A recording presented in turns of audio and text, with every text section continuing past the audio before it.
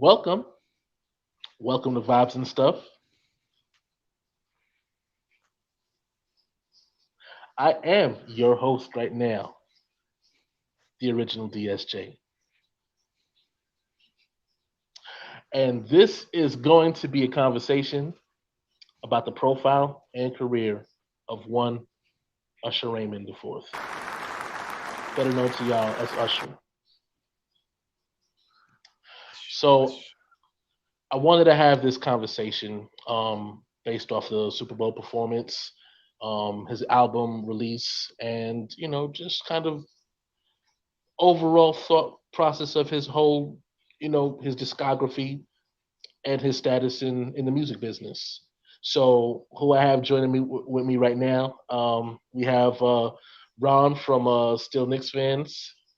Um, we also have Uncle Freezy and super producer Chuck Allen.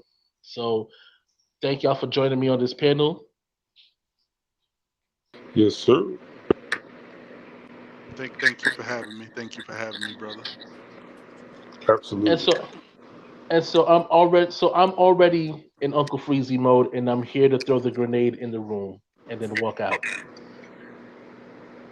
Is Confessions Usher's best album?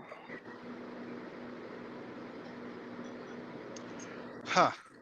Chuck, you want to go first with that? Because I'm primed and ready to go with my answer.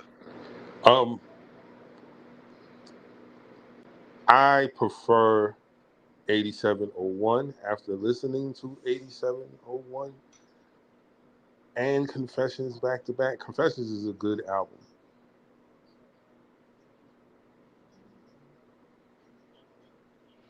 And that's it Yeah, for me.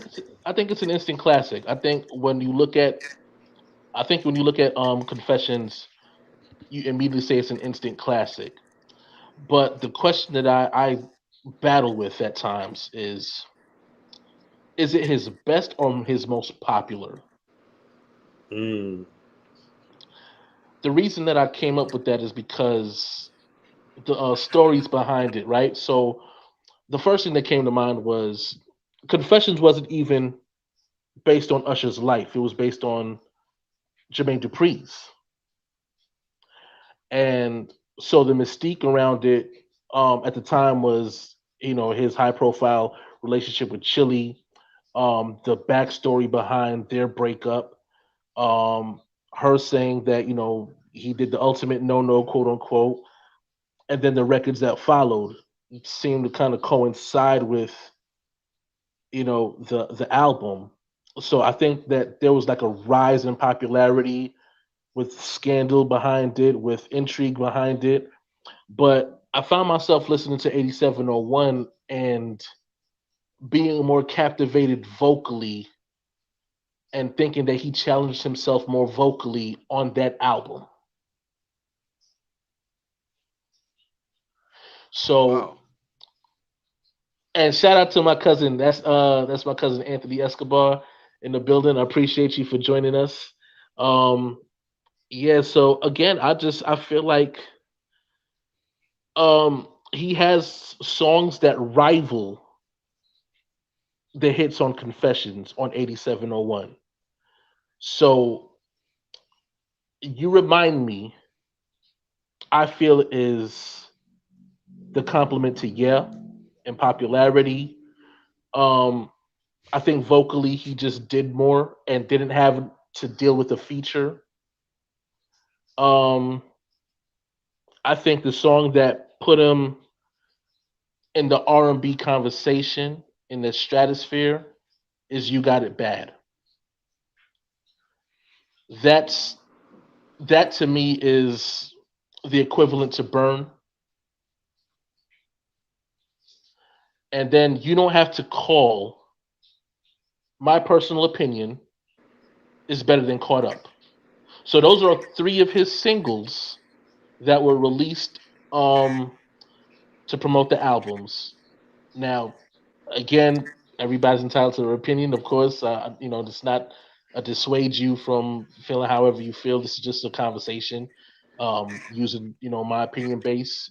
to kind of kickstart the conversation. So by all means, I'd love to hear, what are your thought processes, even if you have another album that you feel is his best body of work. Hmm. Well, I mean, me personally, I love 8701. I think it's a really good body of work.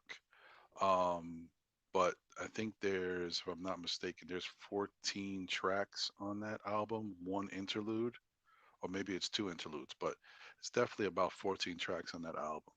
And as much as I like 8701, the multiple times that I've heard the album, and I could just quickly name the songs that I like on it.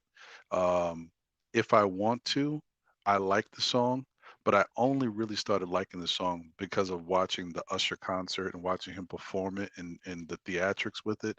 I mean, it wouldn't be a song that I would listen to in rotation and on my CD player at the time. um, but as far as songs that I really did like, "Twerk It Out" is one of my joints. Um, uh, how do I say I like "You Don't Have to Call, You Got It Bad, You Remind Me." But when I really look at the album, those are the songs that I listen to heavy in rotation. I actually don't check for any other song when it comes to 8701, which might be blasphemy on my part. I might have to go back and listen. Now that I'm older, my ears are different. Maybe I'll appreciate some of his other songs now more than I did back then when I was younger. But that's just how I look at 8701. And don't get me wrong, those songs to me are bangers. I mean, "Twerk It Out" wasn't a smash hit, but it was a smash hit to me. I love that song.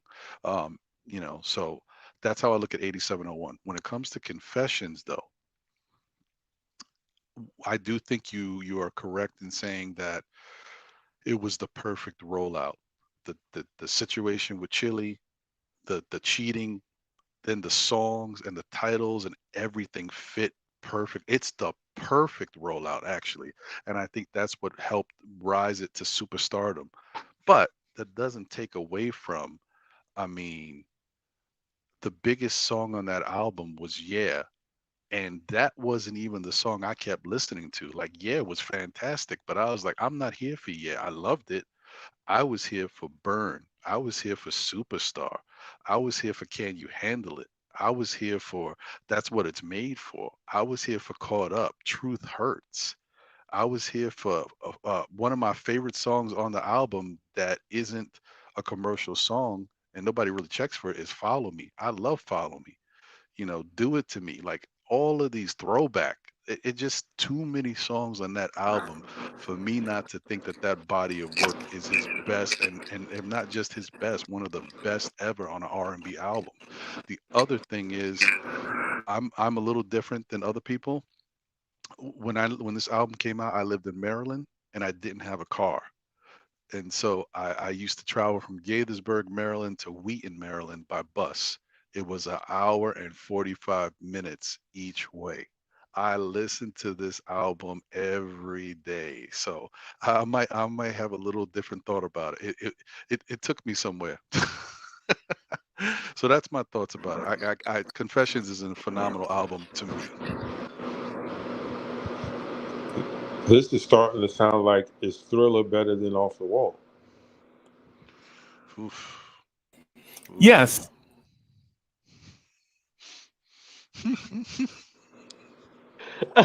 Okay. Oh no, but I mean, in all honesty, it does feel like this is one of those 1A 1B conversations in terms of which album is better, or might even be more about preference. But I have to say that after listening to Coming Home this week, I'm having the hardest time not putting that in that echelon as well. Um, In what now I, echelon? In what echelon? I'm sorry. in one of his great album echelons, Top two album, Usher album all time. yeah, as crazy as it sounds, as it being a new album, with the way that it sounds, with the way that it invokes a new energy, um, Usher has. always found a way to stay with the times. Yeah. Usher's found a way to always reinvent himself in some capacity. And I feel like even with him dialing it back into the sound of Atlanta or the South, or just a collective, um, being able to tap in with like features from Lotto, um, you know, it's features with 21 Savage and Summer Walker. Um, then also to turn around and have songs with Burna Boy, um, and the Afro Beats song like Ruin. It felt like one of those albums where I didn't skip one track on that album, and it's an early release, but it feels like if you could go back in time and buy albums, like go to the mom and pops or the Wiz or Tower Records or one of those places. I think this is one of those. It sells out the same way that Confessions did. Hmm. But let me ask you a quick question. I've only heard the album one time, and I've heard it most of the songs in snippets because I was traveling, so I didn't really get a chance to live with it. I plan on listening to it in its entirety tomorrow. But do you feel like it's an R&B album? Absolutely, Because the only reason why I ask is because it depends on the new style, the new wave of music with the Afro beats and the different things. Yes, that they're slow, it's sensual, but I'm still trying to wrap my head around, is it R&B? I don't know. I'm not sure. Maybe because I'm so used to traditional R&B, but what is R&B yeah. anymore? You know what I mean? Of course, of course. No, I get it, I get it. But I'll be honest. I feel like as a person that feels like music has so many avenues, right? Especially R&B. R&B has so many different pockets and avenues where pop pop can get into that conversation based off of the soul of that artist, right? Afro beats, I think it's the same vein where the soul of that artist turns it into an R&B record. And in my personal opinion, I think that he did a great job transitioning the sound and the the production of today's time and making it an R&B record. Um, it might be again, considering how today's fan base listens to music. Um, Hey, may I say something about 8701 just real quick yeah, sure. before we get too far down the road? It was all right.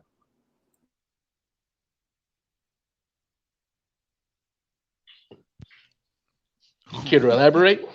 Yeah, 8701. It was all right. It was cool, but you got more John Blaze than that. Well, I mean, okay, so my thing with 8701, why I herald that album in such a high regard, isn't just the songs, but it's the way that Usher challenged himself vocally. It was honestly his album that transitioned from being a teenager or a sellable point in the market to an now you look at him as a man. So now it's like the songs, the contents of it, he's now a young man. This is definitely graduated from high school, maybe into college, graduated from college, venturing out into the world. This is definitely an introduction to manhood with this album with 8701. And I feel like again, I think that there's certain songs on there where he challenged himself more vocally than he did on Confessions. Wait, so are you saying that I mean, I hear what you're saying, but you don't feel like he challenged himself on Confessions. You don't feel like Confessions turned them into, because when I remember when Confessions came out, the first off, obviously we already know about the phenomenal success it had, but another thing that people kept pointing to was the fact of how smooth his register was, how he started to become a crooner. And this is when people started to say maybe, he's this new version of Marvin Gaye, because of the fact that he was so soulful and he was carrying such notes and hitting that high register so effortlessly. And in previous albums, we've heard him mess around with that, but we never heard him sustain it as much as he did on some of these tracks on Confessions. I thought he kind of took his vocal register, his voice to another level in regards to crooning. Maybe it wasn't as challenged so much with regards to different parts of his voice, but when it came to that high falsetto, I mean, it was on super display on Confessions like never before. Yeah, so I think that there's a I think there's a fine line between a challenge and a peak. D'Angelo, can I ask you a question? Yeah, sure. Am I missing something with 87? Did y'all album come with like 12 other additional tracks? Are we talking about the same album? No, listen, Are listen. As you as are I you as I go through it, right? Okay, so from from the opening, right? Um, I mean, I may have gotten the EP, bro. nah. Listen, from the opening, that that smooth vocal that Ron was talking about. Yeah, it's been a long time. Felt very much like grown. Like this is Marvin Gaye. Like this is the version of Marvin Gaye if he existed today, right? At that time, of course. But I felt like there was a certain level of like I said, just maturity that came along that surpassed what everybody expected from My Way. Like My Way came out, and again, you looked at him. This is a phenomenal body of work for that time as a teenager.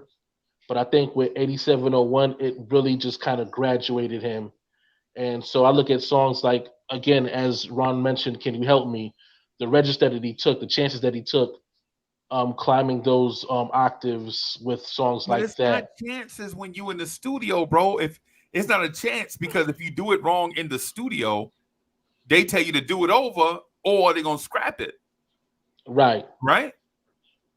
But I just he, Ron, I just want to say this one thing real quick. So Ron said two things that made me scratch my head. Right when he said confessions, he mentioned all of the joints except for the crowd favorite.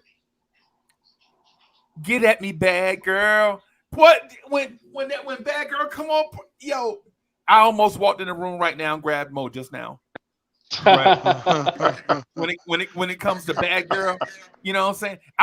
I might just make her ass steal a car right now, just so I can get that bad girl vibe. You know what I'm saying? one of them. I get Y- it. I y- get it. And let but me just say, in fairness to me, I actually just forgot to mention it. yeah, I That was gonna that's one of blame it my on I joints was gonna too. blame it on age. I didn't know you didn't skip it. It was just omitted, and it's a difference, right? But bro, when I look at 8701 and I look at y'all remember that Dave Chappelle skit where you could play an instrument and make the white people dance? Y'all remember that? Yes. Where he Yes. walked Yes. in the restaurant and then you just did it and the white people was dancing all weird. So I was looking for that type of song on 8701 and I can't find it. Right? What song on 8701 are white people going to stop what they doing and start dancing? And I can't find it. But if Oh, you let them hear Peach Up, A Town Down, they, bro, I heard it in the doctor's office, bro. Nurse, what's them things what's them clothes that the nurse, well, yeah, Scrubs. They in there in scrubs, bro, dancing to Usher, bro. And this is like 5 years ago. This ain't even like 2004. When people hear Peach Up, A-Town Down, everybody just stop what they doing and dance. So it's popular. Very. But does that mean that it's the best? Yes. Mm. Because think about it. That when you say the best, it's always a consensus, right? And Right. when you say popular, if it's not popular, it's not part of the consensus. You know what I mean? I know we want to look at the technical stuff, but I look at this one in the case of a DJ Rod Bass or MC Rod Bass and DJ Easy Rock. With It Takes Two, right? Rod Okay. Bass legit is a lyrical spitter, but he was advised, listen, nah, bro, this is already a smash before you even say something. Just vibe with it. Right. Right, bro. The show, Dougie Fresh could have put Slick Rick on it, and Slick Rick could have just ripped the beat to pieces. I mean, like, nah, bro, we just gonna do something for the dance floor. Right, you know what I'm right. saying? I think a lot of people do that, and they make the mistake of putting too much seasoning in the meal, putting too much salt in the meal, right? Instead of just seasoning lightly and let people enjoy. Right. And I understand what you're saying about 8701. I have it on my iPhone, and I have the CD, right? But when it comes to 8701 and Confessions to me, Confessions is in the realm with the greatest R&B albums of all time, right? To me. Okay. Like with Heartbreak by New Edition, My Prerogative by Bobby Brown, right? Thriller. So that's your Thriller, right? To me, it's in that realm. 8701 is all right. So okay, so I guess in terms of that, right? If Confessions is Thriller, 8701 to me personally feels like Off the Wall, and the conversation must be had because I just feel like, again, like I could listen to that album from front to back, same way, beginning to end, and there might be just like one track I skip on each one of those albums collectively, right? So, um, and I feel like, again, like when Is it it better comes than down Two to, by Boys II Men? say again, Is it in a competition with Two by Boys II Men? with 8701. Yes, sir. Um, I would put it against it. Yeah. I think I would actually put it against it in terms of the conversation. Now, I'm not going to sit there and say for sure like I'd put it above it or anything like that, but in the conversation, in terms of let me think about it, let's look over it and discuss it. Yeah, I So it's absolutely would. 8701, Two by Boys II Men, and Off the Wall. Well, I think Cooley High Harmony probably would be like the I would put it with Cooley High Harmony and Off the Wall So for Cooley High sure. Harmony is a better album than Two, is what you're saying? Just so I can follow. I just want to No, follow. no, no, no, no. I'm just saying as far as like in terms of like what I think is like in the conversation, right? Just again, just in the conversation.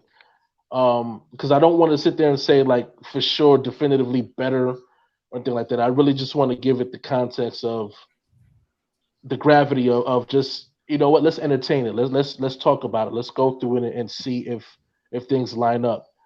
And I feel like Off the Wall and Thriller are 1A and 1B, right? Not in order, just in terms of having that conversation. With Cooley High Harmony and Two, it's a 1A and 1B album. Which 8701 one is 1A? Confessions. Which one is Say 1A? again. Which one is 1A in Boys II Men? Well, again, that's what I'm saying. That thing that depends on how you view it as an individual listener. So for me, I can't sit there and say for sure which one So for is either category, it's for all three artists. It's a flat foot right, tie for all three right, artists. Okay, all right, right. I follow. So That for me is what I'm looking at, and I think that 8701 got overpassed so much because of the popularity of Yeah, right, and then the album Confessions, and then the Scandal, and I feel like those were all like marriages to what made it really like a one of his best bodies of work at that time, right? So there's no scandal, there's no anything involved with 8701, right? It's just music.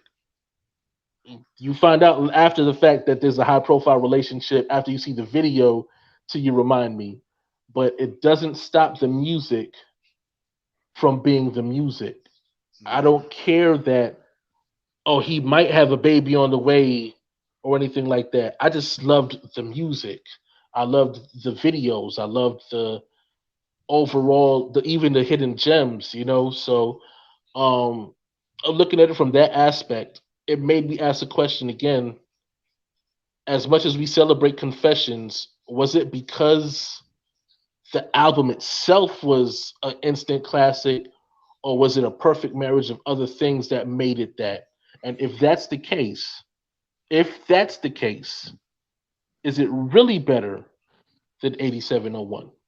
Well, so uh, hmm, this is tough. Let me say two things real quick. First off, Cooley High Harmony is a better album than two. I love two, but when I go back and listen to Cooley High Harmony, I skip one song. I'm rocking out with everything else on Cooley High Harmony. So that's my opinion on that. With regards to What song are you 8701, skipping? the one song on Cooley High Harmony that I'm skipping is uh Your love? Come on. You skipping oh, your love? actually, no, I'm sorry. No, I'm not skipping anything on Cooley High Harmony because I like Under Pressure, Simpin, and yeah, no. Actually, I'm not skipping anything on Cooley Ooh, High Harmony. ah. So there you go. There you go. Yeah, yeah, man. And you know how much I love Your Love and Little Things. And This Is My Heart. Oh, Oh, and Lonely Heart. Oh, man, come on. Stop it. All right, I'm done. Anyway, I ain't skipping anything on Cooley High. I forgot. That's a dope album, man. I gotta listen to that tomorrow. yeah, Tomorrow's man. gonna be R&B Sunday. Um, but back to the 8701, and like I said, I'm gonna listen to 8701 in its entirety tomorrow to really give it a good listen. Like I said, my ears may be different now, but I already named the type of songs that I liked from that album that I remember, but I don't remember no good old ghetto. Like I can't U-turn. I don't remember me really enjoying that song. So you're the one. Like I don't know. I gotta listen to them again, but I can tell you one thing for sure. When it comes to Confessions, it's a 19 track album with three interludes. So take those out. You got 16 tracks. Out of those 16 tracks, there's only two songs that I skipped. So you telling me I got 14 songs that I can listen to on an album and enjoy? That's incredible for me. And and I know I'm one of those weird people. I do skip songs here and there just for whatever reason. If I can't really get into it, I just have to skip it. I know other people listen to Confession straight through and love every song, but I'm not a big fan of Take Your Hand, and I'm not a big fan of Whatever I Want. Those are the two songs I skip every single time. It's just me. Okay. Yeah. Okay. Yeah. Yeah, man. Hey, King Ribby says it's old school grandpa music. Shout out to Shout out to King Ribby. Young whippersnapper. Young Oh whippersnapper. man. Hey, King Ribby. salute to King Ribby, who clearly thinks that music made after the early 2000s is old. I can I, for everybody listen, I'm not the moderator today. I think just find the conversation fascinating. I just want to ask y'all a question. Are Yeah, by we all means. comparing 8701 to Confessions? Are we comparing 8701 to the albums that came out during that time to Confessions and the album that came out during that time? I think in conjecture a bit of both, but I think that because of the conversation is about Usher and his discography, I wanted to give again just a level playing field and asking a question about both Okay. in comparison to both. And again, there's other albums, so I don't want to dismiss the impact of My Way, because I think that's another one that I didn't really skip. Like I listened from front to back, but I'm a teenager at this point, so I don't know how much of an impact that had in terms of the best conversation. Um, Raymond versus Raymond, Here I Stand. Those albums, I feel like, you know, maybe there's some albums that are like they have like strong songs on there. The entirety of it might not be as strong, but like the ones that are like really hits are like really hits. These are the haymakers, Right. right? Right. Right. And I felt like 8701 really, I don't think got its just due. And when I listened to the album, I was like, wait a minute, this is really good. It's And really then all it right, went bro. from really good to like again, and I started breaking everything down to his register vocally, like where he went to, where he was clearly the least comfortable, but definitely the most challenging. And because of that, it really made me start looking at the album a little bit differently. So based off of that, I think I just now kind of started to look at it with a different set of eyes and a different listening to it with a different set of ears. And so it made me look at it with same that same conversation. Like I said, the songs on 8701, I think challenged him vocally more than the ones on Confessions. I felt like some songs on there, excuse me, some songs on there, I felt like other artists could have sang that song with the same level of impact. But they didn't, bro. Mm. But they didn't, though. That's only because it wasn't offered to them. Yeah, well, possibly. But what I will say is this: when 8701 came out, right? I was like, what album do I listen? What do I buy? Do I buy 8701? Do I buy Maxwell, the Maxwell album? I was like, I don't know. Do I buy Invincible? Do I buy? You know what I'm saying? Yeah. Am I really comparing this to Butterflies? 2000 watts. Y'all remember Tyrese? Y'all remember when Tyrese was an artist? Hmm. You know what I'm saying? Do I compare it? I'm thinking, do I go Tyrese or do I go Usher right here? Right? But when Confessions came out, bro, it was a brand new rap artist that had just came out, and he had a song on the radio, bro, talking about a car crash ain't gonna stop him from making it big. This dude was the hottest thing, bro. This thing was the hottest thing in hip hop and R&B. Period. Beyonce had songs out, and she couldn't even get. Beyonce had a song. I think she had a song called "Me, Myself, and I."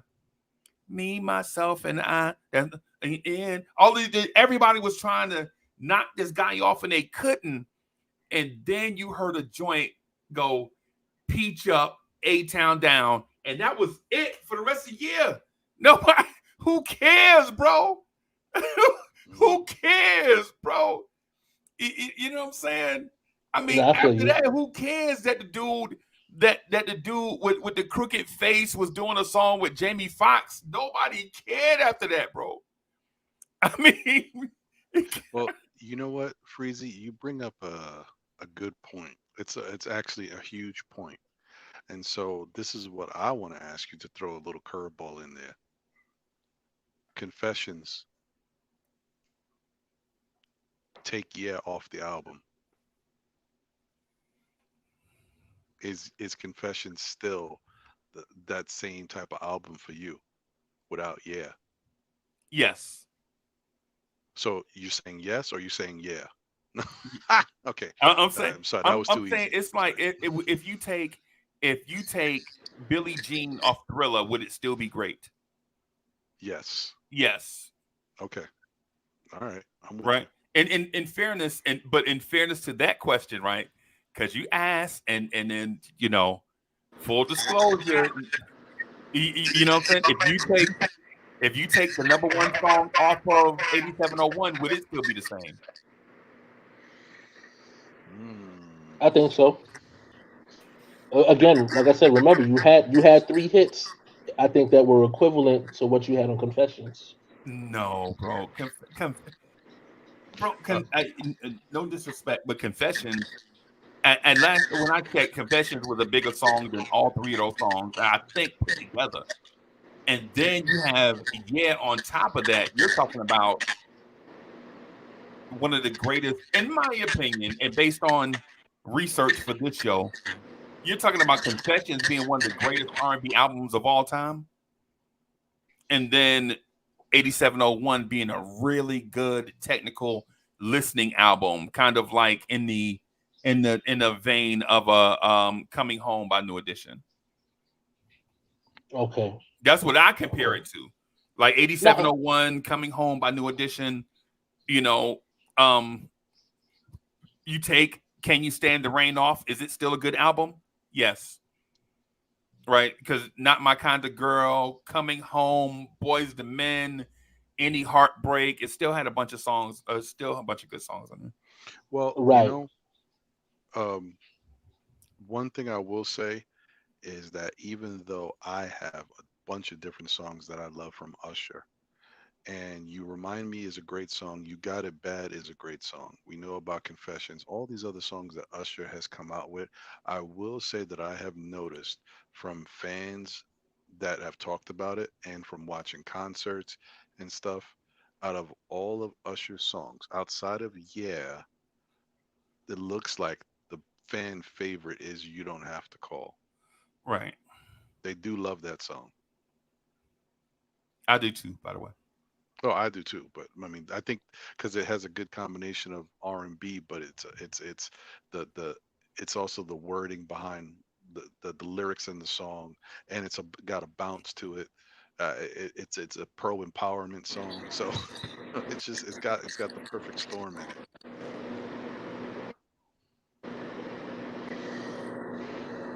I agree with Raw on that one, definitely. Because you add that Neptune production on top of that, that's peak Neptune. That's peak Neptunes, bro. As soon as you heard it, you was like, "Oh, that's a Neptune joint Yes, right there. Neptunes. Yep. That's a Neptune joint." Yeah. Boom, boom. There you go. Hmm. Yeah, I was just about. Hey, do it again. Do it again. Boom, boom. See, A- a- and the video, you know how sometimes you can make there's songs that you hear you like, and then a video makes you like the song. That video with them dancing in the car and the little bop they do, I mean, that just took that song to another level. It got Yeah. people hype about that song. I'm gonna share something with y'all, right? And this is I wish my brother was here to share the conversation.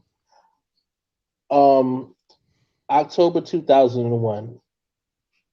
Um, my battle buddy, my brother, DeAndre Copeland. We were serving in Korea at the time. Um, he actually is the one that introduced me to 8701, right? So while we're listening to 8701, he tells me that I got a dope song that I think we should perform at this talent show that they just announced. I said, okay, what's the song? He said a song called "You Got It Bad." I said, okay, well, let me hear it. So I'm listening to it. We listening to it. We vibing to it. Um, we start breaking down. Okay, well, what section are you going to take? What section am I going to take?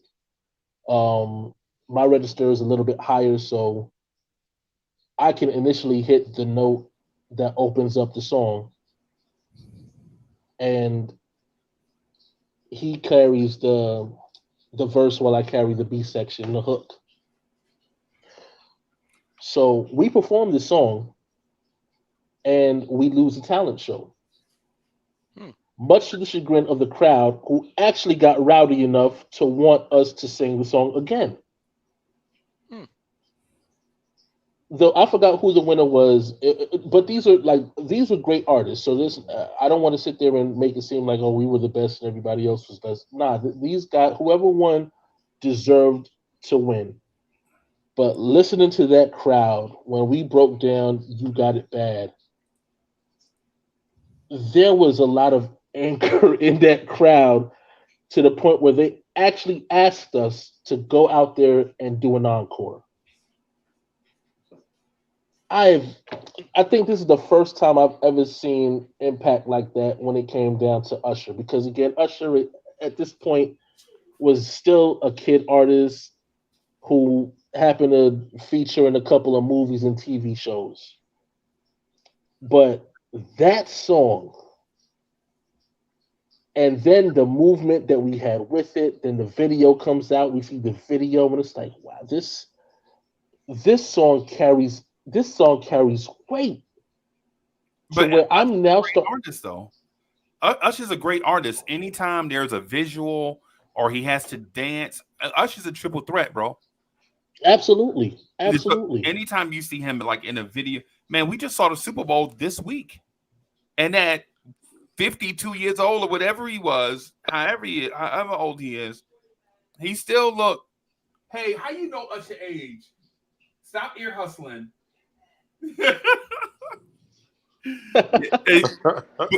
but it whatever his age is, I mean, he's just a great entertainer. He is, and I will, and I have to say this, right? Um, I'm debating on whether or not this was the top five Super Bowl halftime performances of all time, and I'd love to know if you guys feel that way. If you guys have another top five that doesn't include Usher's performance in it, as brand new as it was, do you guys have a list of top five Super Bowl performances that could I rival or I despite don't. dispute Usher's? I think they're all. I think a lot of. I think they're all great, depending, especially since it's super produced. Especially since it's beyond a concert. You know what I'm saying? Especially since it's like the performance of a lifetime. I'm with the. When I saw Tom Petty and them perform, I thought that was great. I also thought the Prince singing "Purple Rain" in the rain was great. Oh yeah, Hmm. Michael Jackson in '93 was great. it's So I crazy. mean, wherever you rank them at, man, they're. So So is the Who in your top five? I'm saying I don't have a ranking. The other guys may. Okay, okay. Um, uh, oof, that's that's a tough one. I don't know. I never really thought about it. I've hmm, like I don't really know. Like some of these Super Bowl shows, like I've enjoyed them, but I don't know if I would say, that I would even want to rank them. I don't even know if I would say that they were that good that I would say I would rank them. I can Right. tell you, uh, Usher's was one I thoroughly enjoyed. I thoroughly enjoyed Prince. I thoroughly enjoyed Beyonce. Right. I actually thoroughly enjoyed The Weeknd. And I think Right. the fact that The Weeknd put all of that money into his performance and into his set Right. was really interesting, What about and I Rihanna liked it. last year, bro? Because I visually, Rihanna's last year.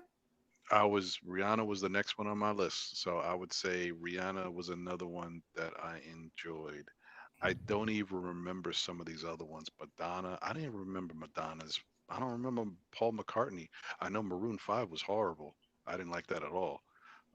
Yeah, but I can't really remember too many of them. But Justin those and are the ones. Janet. See, the problem with Justin and Janet, I would have to actually go back and watch it again.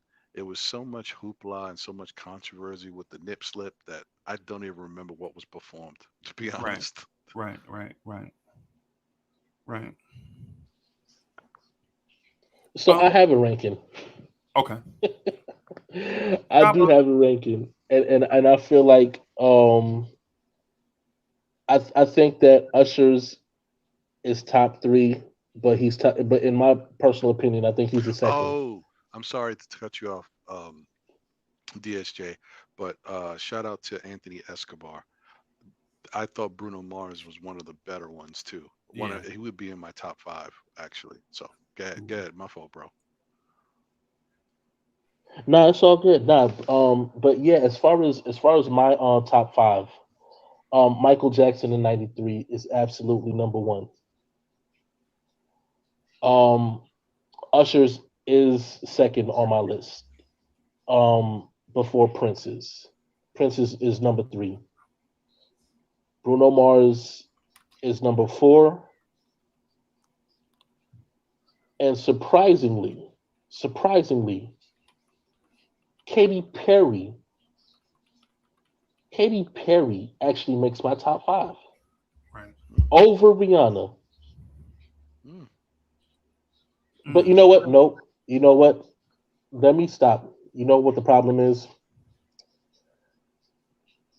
I forgot about the Beyonce one, Mhm. and now I have to replace Katy Perry with Beyonce's because Beyonce had a phenomenal show, Right. and yeah, I think yeah, I didn't like her. She had too much messaging, bro. She had too much. She had too much. Too much of that messaging, like all too these much subliminal. Illuminati. Yeah, all this. Yeah, all that stuff. I just. Was that the one? Did she have Kendrick Lamar as a special guest? I I don't think remember. so. I think that's Yeah, the one. Yeah, yeah. I'll pass on that one. You know, Beyonce But was if one you of the say few Bruce performers Springsteen, though, that I'll did be it with you. twice.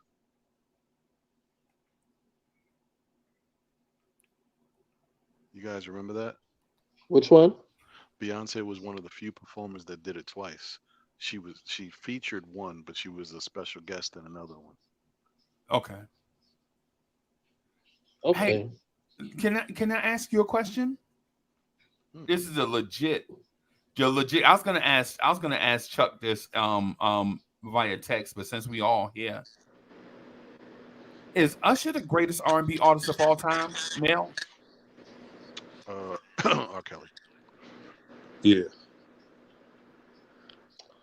I think he deserves to be in the conversation. Um, I think it's like what we were saying backstage. DSJ. R. Kelly is Jordan. He is the goat. I'm not talking about the things that he's been put in jail for. I'm talking about strictly his music. You cannot put together an R&B playlist and not have you. You can do an R&B playlist with just his joints, 10 Yeah, joints. Text me, honey, love. Seems like you're ready. Bump and grind. Sex and like he's that guy. Kobe Bryant in this analogy would be Usher. Usher would be Kobe Bryant rather. Like Hmm. it's the closest thing that we have to R. Kelly. Usher get on it, it's out of here. can I disagree with y'all a little bit on this one? All right. I think R. Kelly might be the greatest R&B song maker of all time, but he is not the greatest R&B artist all time, in my opinion. Because ain't nobody trying to watch R. Kelly dance to no R&B song, right? Ain't nobody trying to watch. Really, the only reason why we watch R. Kelly videos is because of the song. R. Kelly always, ever since I saw that video, Honey Love, when he had a vest on and no shirt and a baseball cap, and I was like, yeah, this dude is kind of like, maybe this is me now, my opinion, kind of a little odd ducky, kind of a little bit awkward, like didn't really know like his, like for instance, when you ever heard somebody say, Yo, you seen that outfit R. Kelly had on? That joint was fly. All that stuff aside, if it's just the music and even like the singing, I'll be like, okay, I got R. Kelly right there. If it's a playlist, I'll be like, okay, yeah, I'm with you. But if we're talking about, I've been to R. Kelly concerts, bro, and he don't give me the vibe, no pun intended, that he is even a smooth R&B guy. He just seems to me like a dude with talent. Kind of like Boys and Men in a sense, where they don't give you the vibe that they're smooth or like I'm not trying to go out here and dress like Wanye, but if it came to singing, hey, Wanye can have it. But if we're talking about the entire package, like trendsetters like Michael Jackson or Prince or Usher, it's a difference. I would even say Chris Brown is even more impactful outside of just the singing stuff, the stuff that go with being the total package. And hey, Ron, am I adding too much to it, or is it, should you be a total package, or is it just about the music? No, I think really when you just think about what what is a true artist, um, as far as putting on a show and entertaining, Usher is that guy. Like, outside of like Michael Jackson or something like that we are talking about before, but like right now in this day and age, Usher is that dude, who can give you the best of both worlds. He's older now, it's advanced age, but just putting on a show and performing, I mean, really, you get your money's worth when you go to an Usher show. Just like, uh, in some ways, I would say you get your money's worth with Chris Brown, but Chris Brown takes a lot of liberties with his voice because he does a lot of dancing and can't really kind of do both of them at such a high level consistently. But he finds a way to make it work good enough that you enjoy yourself. The only reason I would say that R. Kelly is different and special is because if you go see R. Kelly live anywhere, his voice is so damn good that he sounds just like the record. And Right. that is what I think sways people. Yeah, he can't dance, he can't really move and get you entertained that way, He but that seems voice. smooth, bro. He like a dude. I'm like, nah, dog. I don't want to see you do nothing, man. Just send me the CD. You can't do, yeah, you can't.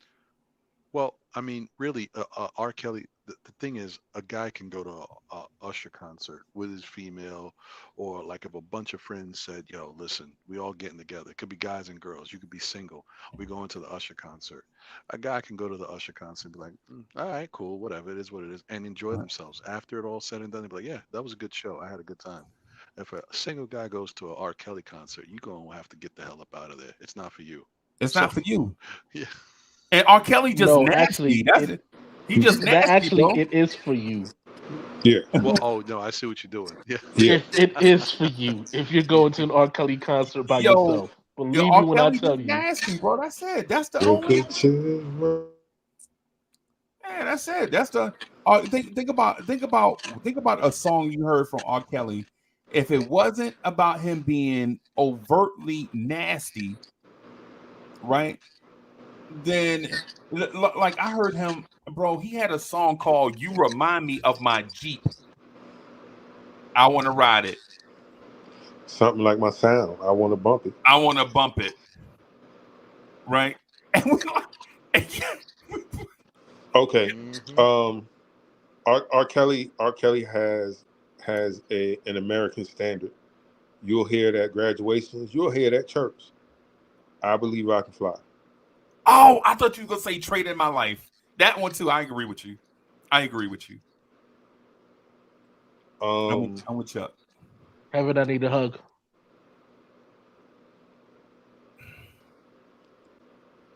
Hmm. Yeah, I believe I Can Fly was a masterpiece. The dude had a song called "Ignition." oh, that's my joint, especially the remix. Yeah, the Oh, Give me this that Ignition. is the toot toot. remix. Give me that beep beep. Soulfinger, salute to you, brother. Salute. What's happening, fellas? What's Hey, bubbling, man. pimpin'? What's going on? DSJ, got my man Ron, Chuck, the phenomenal producer, and certainly, and maybe last but certainly not least, the number one chief rocker, Thank you, sir. Uncle Freezy. Yo, yo, yo. The chief toast, the toast of a talking about R. Kelly ain't the king of R&B. No, He's regarded as such he by ain't, his contemporaries. he ain't no king of no R&B. Yeah, he might be okay. If you ask me, who would I rather see and y'all listen, I know this is the Usher show. I know it's the Usher show. But if you asking me, who do I want to go see again? R. Kelly or Tank?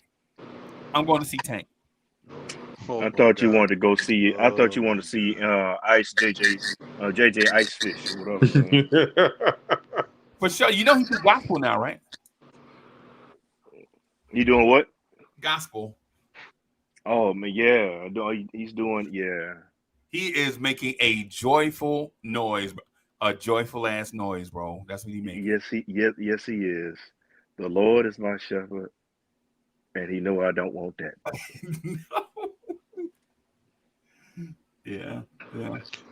I mean, th- yeah, I hear where Freeze is coming, but yeah, to your point, um, I see what you're saying too, DSJ. Yeah, maybe I was a little wrong. Maybe R. Kelly concert is the move for a single dude. Okay, but a man in a relationship, no. No. No. No, of course not. But again, we're not basing it off of just this one singular aspect of work. We're talking about the whole gamut. You know what I'm saying? We're talking about ability. We're talking about impact. We're talking about sales. And I feel like when it comes down to things like that, um, like I said, Usher should be in the conversation. But I think again, you have to go back to some of the icons that we'll be putting them up against because we're talking about just one R. Kelly, and I'm looking at well, Stevie Wonder sure should be in this conversation. Marvin Gaye should be in this conversation. Yeah, Teddy Pendergrass should be in this conversation. Donny definitely Hathaway. TP. Yeah, Like we're But you know we're what? missing a lot of people bypassing R. Kelly for Usher, But and they don't that's need to the dance. They don't that's need the to put on thing. a show like Usher does in order for you to enjoy it. That's true. You make a really good point, DSJ. But I'm just saying, like the only thing with that is like I think when it comes to that, we always have this pedestal of stuff, right? Someone's got to be the best. But I think really what should happen is people should quantify, classify things. Like it's the best for this time period. You know what I mean? Like you can't really. It's the impact is different, and you may not have been around to witness the impact. So there really shouldn't be a comparison to a Marvin Gaye. There really shouldn't be a comparison to a Teddy Pendergrass. Different times, different places. Are we Like, comparing him to Marvin Gaye? oh no, no, no. I'm saying we shouldn't. No, no, no. I'm saying we shouldn't. Okay. But Wait, different time, why we different can't do place. that?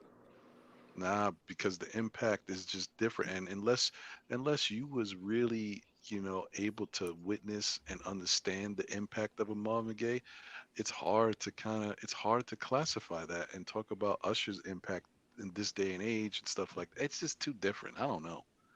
I I don't know. think, but I think we You should. can If compare him. if we're talking, yeah, I think we should. If we're gonna sit here and say king of R&B, we're not talking about modern times. We'll be more than likely we're talking about of all time. Yeah, and you can We're compare talking him about the because goat. allegedly Marvin Gaye messed with underage girls too. Allegedly. So yeah, you can compare them. The same Oh thing. boy. Allegedly. I never I heard that mean, one. Marvin Gaye sang about sex a lot too. Yep.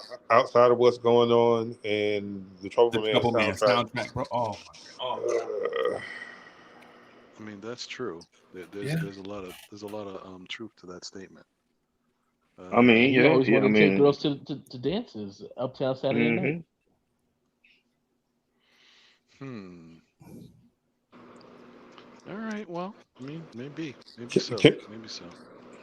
would this be a better discussion if we was just talking about straight voices versus their collective work? Because then that becomes a little more tedious, I guess. Because Ron is right. Certain eras you can't compare. Like me, for instance, like certain artists from the 70s to the 80s, they hold a special place in my heart. And then just listening to the sounds of those vocals, I'm like, those people can sing. That ain't no auto tune. That's no uh, extra reverb to make it. Nah, these people can just straight up blow.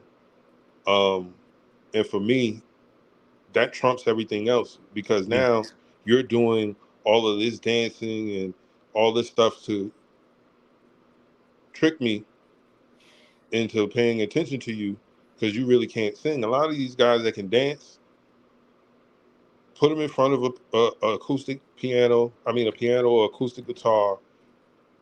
Next 40 minutes, all of your greatest hits a cappella, and they'll fall flat. A lot of them. Can I name my three? Can I name three that we rarely talk about? Just to introduce them to the conversation, since you said just sing on command. Okay. May I introduce James Ingram, Jesus. Peebo Bryson, Whoa. and I had one more last. What I had one We other. talk about. Hmm, I was gonna say Luther. We talk about Luther a lot. Yeah, I just think these dudes are better than R. Kelly, and I've seen R. Kelly a number of times, and I think honestly, I think and y'all know I'm a harsh critic, right? Nobody, yeah, we don't have to Yes, we because know. because because I feel like the best of the like for instance, when I give a compliment, I think it should be felt as like a real compliment. Like I know today in today's society, everybody is so complimentary of each other. Everybody, nah, that's dope, dog. Even though you know it's trash, you don't want to hurt nobody's confidence or make nobody mad, right? You be like, nah, man, I feel you. I think that's fire, right? With me, I don't do that, right? When I tell somebody they dope, it's generally because they dope, right? And so what I just wanted to introduce is just us maybe not thrusting Usher and R. Kelly into that place where I think Soulfinger was ready to go when you start introducing voices like Luther. You know what I mean? And no disrespect to Usher because he's a great I think he's in terms of R&B performer. I think he's an all-time great as an R&B performer, right? And that's singing, dancing, whatever it is he does. I think he's great at it, and I think Chris Brown is too. I even know Chris Brown's voice is not my favorite, but he can do it. R. Kelly, I've seen R. Kelly live maybe 10 times in person, 5 times close up. And the things that people say about R. Kelly's voice, I'm thinking I must not have been in the same place because he's good, very good, do very good shows, choreography, his dances in them always be great. All of the dude is a great R&B artist.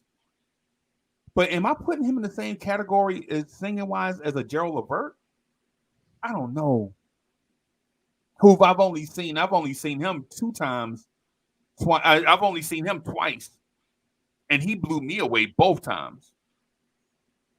Am I being too hard on Hmm. R. Kelly? Is that what it is? No, I think, and I'll let somebody else speak about that, but I think it's not that. It's people have different criteria when it comes to what they want to hear from an R&B soul artist and what they think is a good voice.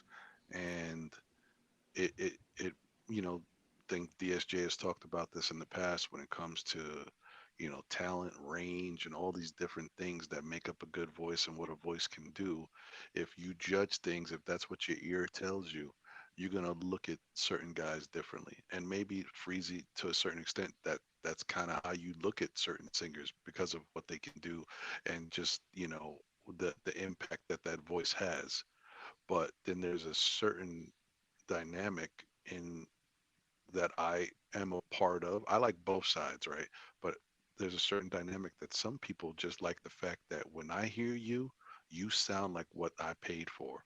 Where no matter where you are, drop of a dime, in a jail cell, on a jail phone, you sound like R. Kelly. And that's what that brother sounds like. Some people, a guy who gets is underrated.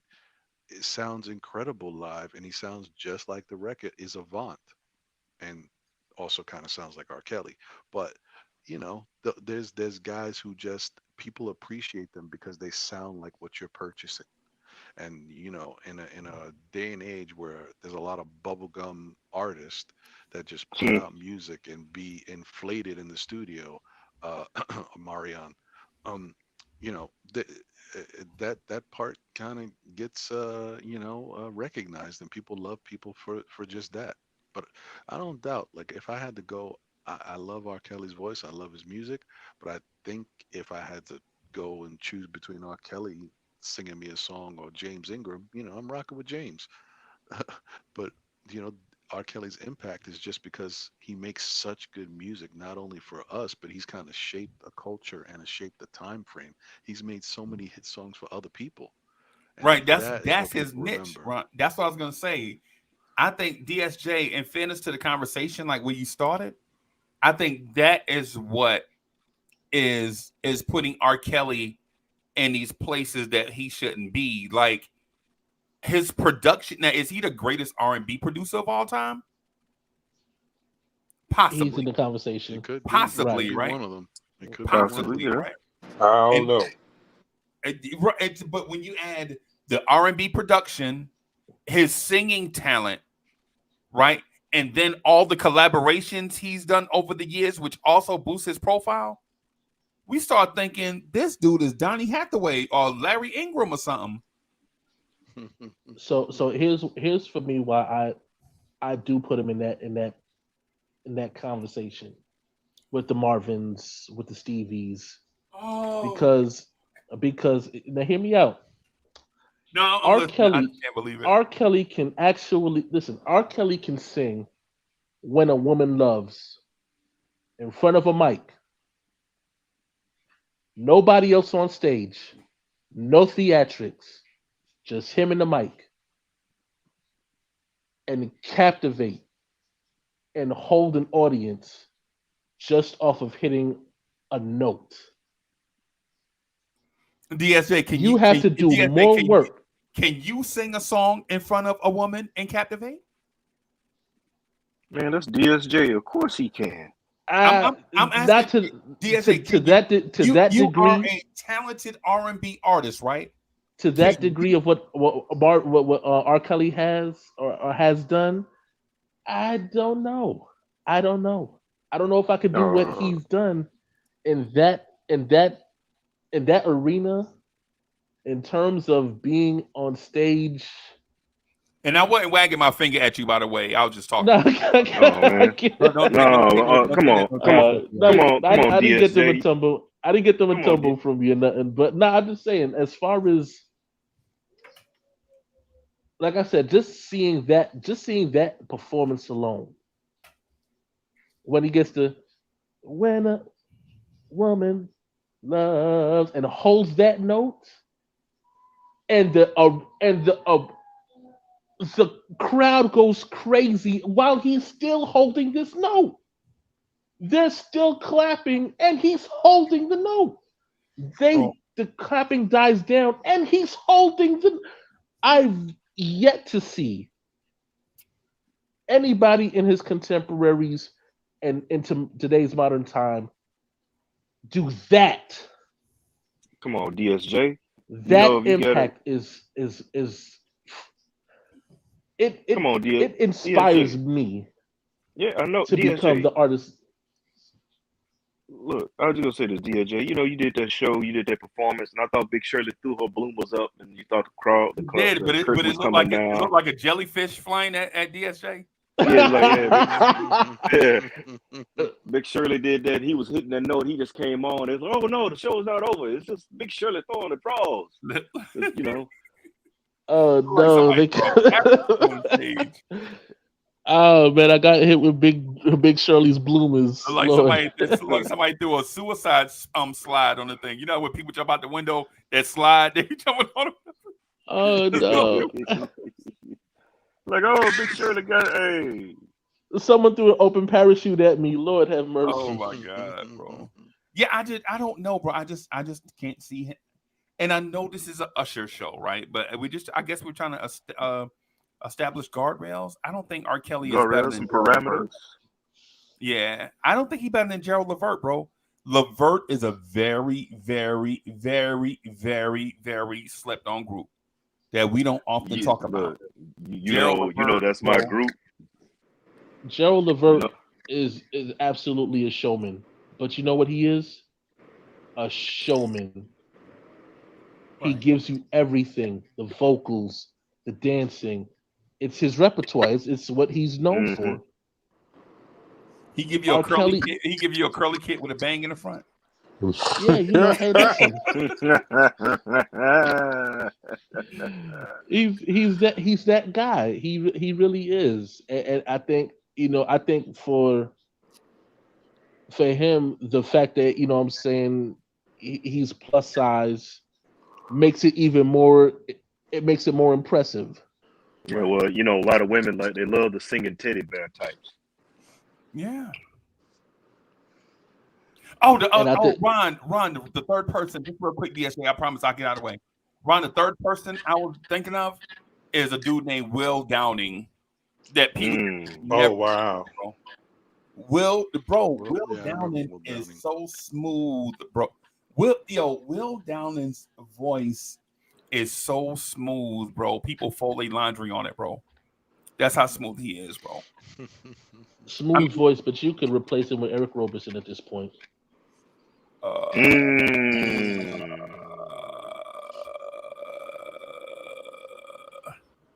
And I love Will, so don't. I'm not sitting here trying to just what I'm saying dissuade anybody, but I feel like again, Will Downing is replaceable at this point if you're talking about those guys because Eric Roberson does exactly what he does.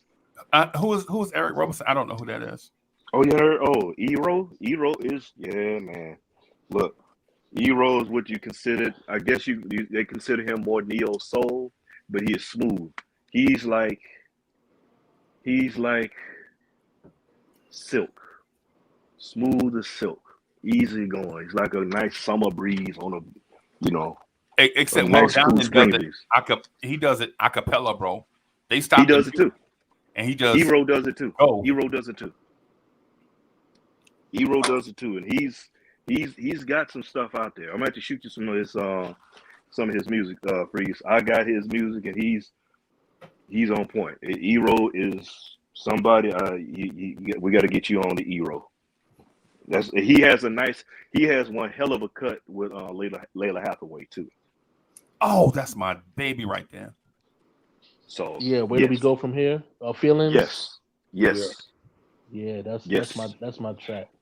That's my cut. And it's like how we talk about some guy they do a track with somebody and like for instance what was it what was his name Brown Horse Brown did the track with Faith. It was like I got sung under the table. You yeah, someone like Things RL things and we Deborah do for Cox. love. Was that it? yeah. So but Ero no it's not even like that. It's not even even the video smooth that he got to go with it. So Ero's got a lot of stuff. He's worked with Jazzy from Jazzy Jeff, even doing tracks. He and Raheem Devon have cut together. Okay. So he's Ero's that's my guy. Okay. Um, Okay. when we have these, I'm sorry for cutting you off. When we have these conversations, should we break this down more to be like, okay, we're gonna have, the greatest R&B singer, and then we're just talking about that person's singing ability because there are guys that are very good singers that aren't the total package as far as being able to entertain, dance, and things like that. But you place them in front of a microphone with or without a band, they can bring the house down. Um, and like I said, the total package, the people that have everything. And then they're the R&B performers where they aren't the strongest vocally, they aren't the best dancers. But if you give them some good choreograph, um, they can put on a good show, like an Omarion. Like Beyonce. Wait, you don't think Beyonce? Wait, Hmm. Hmm. Oh when you boy. say that, what you mean That's exactly? tough. No, no, I'm saying that when you put a very good singer Hmm. out there that can dance, Hmm. right, versus a historic great singer that can't dance, Hmm. and you compare those two, right? Oh, for instance, a Gladys Knight versus Beyonce, right? Mm, We ain't even gonna start to pretend like Beyonce can sing like Gladys Knight. mm-mm. Beyonce is probably a not the most dynamic singer of her generation, right? She Like wasn't. when She when you wasn't the hear best singer in any iteration of Destiny's Child. right, right, she's not the best singer out of that group, but when you couple her being beautiful to look at, her being able to dance and sing, now all of a sudden you have, you enter into that group of the Ralph Tresvants and the Bobby Browns and the people that can sing really good and can Hmm. dance and are just popular versus who some can. A couple of people told me that, the best singer of her generation, somebody told me with a straight face that they would take Fantasia and Jennifer Hudson over Beyonce from that era, right? and, Um, and I don't know if I'm inclined to agree or not, but that's their opinion. was Amy Winehouse during that era? Because Yeah, if I think so, then Yeah, she was. Yeah. I don't know about that, bro. yeah, That white that white girl sang. yeah, yeah, yeah, man. I mean, it's right at, and I know it's gonna sound crazy, but if you remember the Erica Badu, Allure, Destiny's Child, the end of SWV era, that 97, 98, 99, and that era, one could say Beyonce wasn't a better singer than them, but she's a package though.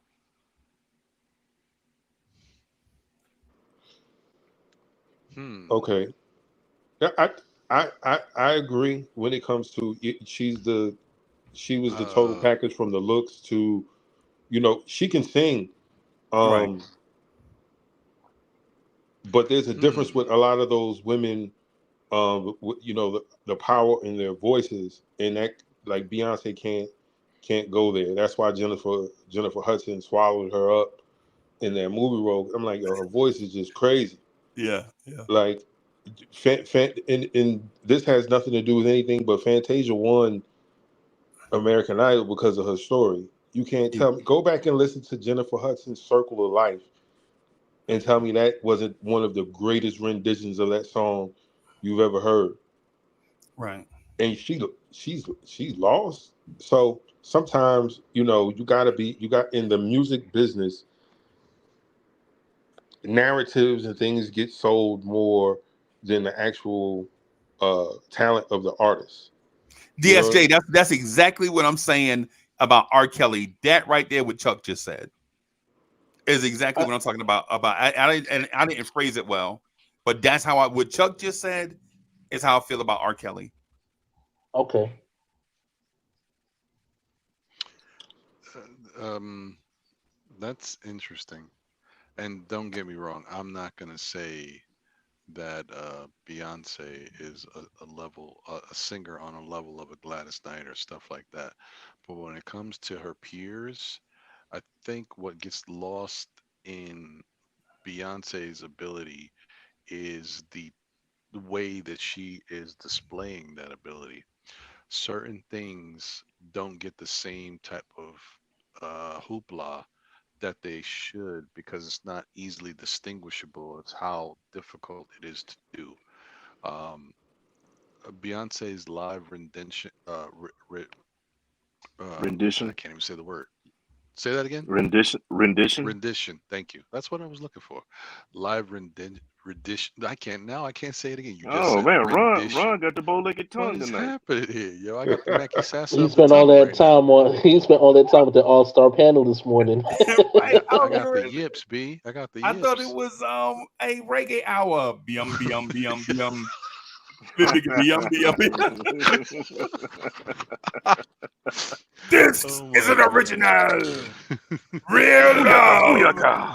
I'm searching for a real love. Bro, that ain't original. That's Mary J. Blige, bro.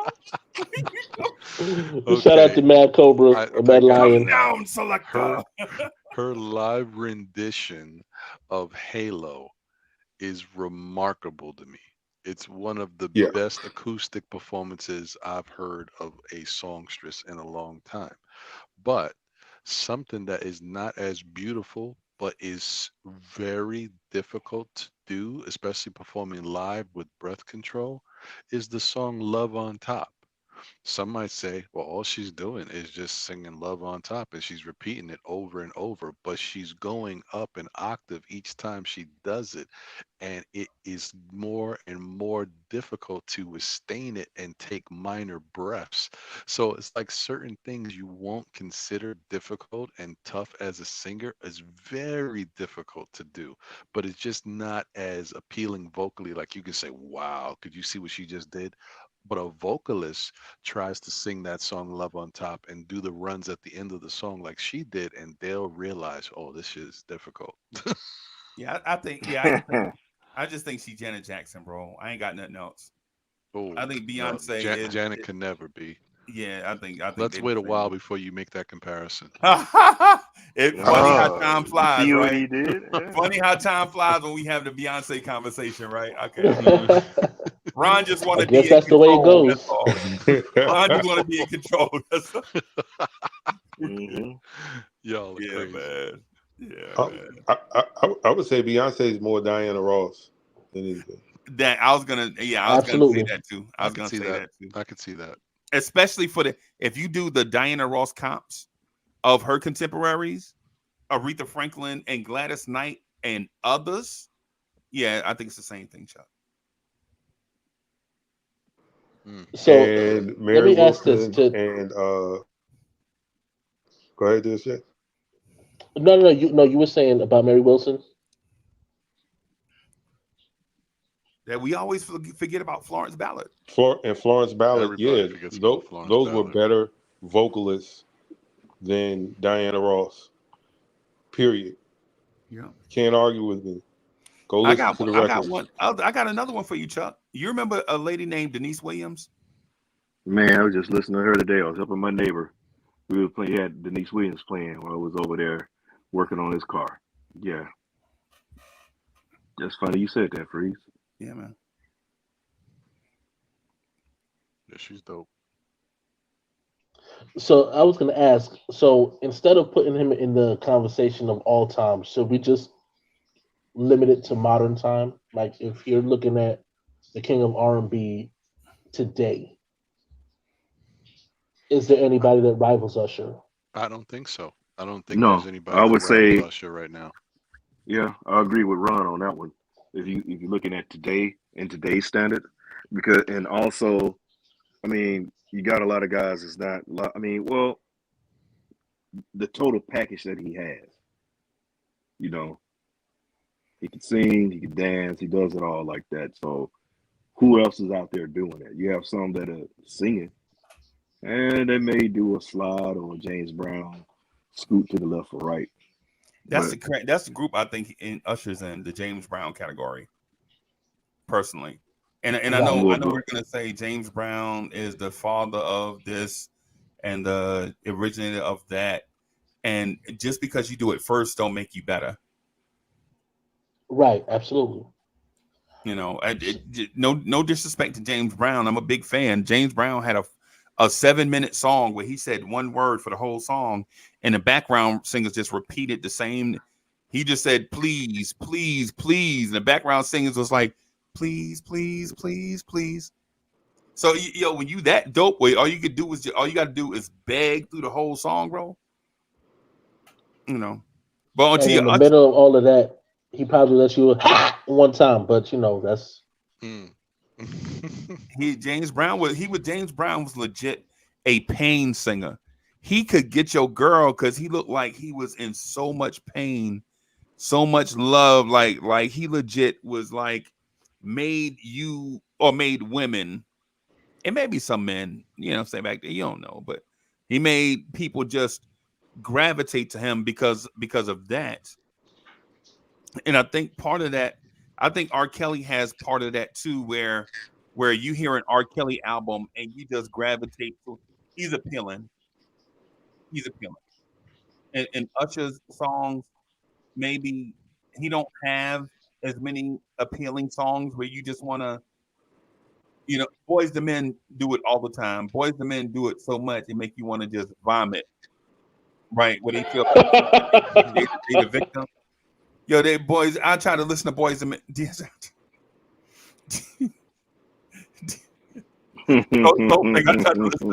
I tried to listen to Boys to Men the other day, bro, and it sounds so assembly line, like the fake emotion. They have a song called something runs dry, right? Till your well runs dry. Yeah, something. And Water runs dry. Water runs dry. Thank you, Ron. Music runs dry. I think that's it. Singing runs dry. I think Oh, that's here we go. go. So they had a song called "Singing Runs Dry," whatever, bro. It sounded like on that album, all the slow songs sound just the same, like they were in an assembly line, just stamping out songs. Like, no, that song is "Water Runs Dry," so the next song has to be "Dry Runs Water." Right? Like they legit milked it to the nth degree. And like when people finally caught on to it, they couldn't reproduce something. Right. And ironically, on that same album, they had a song called, and ironically, on the same album, they had a song, the Vibin' Remix, right? Like them and a bunch of hot rappers of the day. Mm-hmm. Where Boys the Men didn't just have to come in there. Sean Stockman didn't come in and open his shirt and do the Jesus cross thing to the sky, the Illuminati thing to the sky, and you know what I'm saying, and all of that. Nah, they were just walking around, and other people in that featured song was just singing, and they were just ironically just vibing. And so I think that's probably the difference between R. Kelly and Usher. R. Kelly always had this thing where you felt like he was on the razor's edge, about to go one way or the other.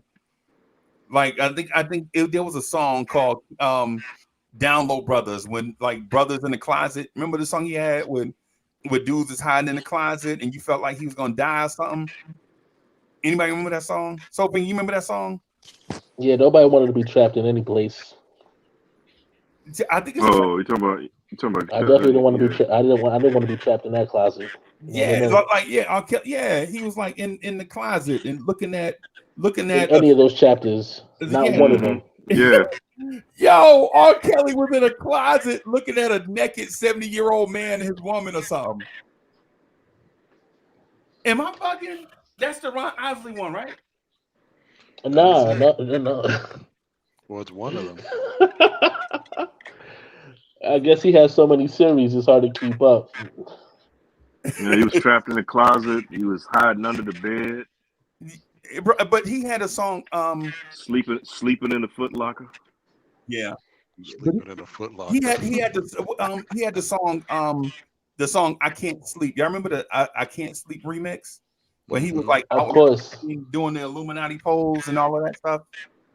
And somebody take my hand off. Yeah. So, and I'm sorry, Tribor. I keep it a stack, bro. Y'all been around me for like empty years, bro. I just rather shoot it to you straight instead of beating around the bush. So yeah.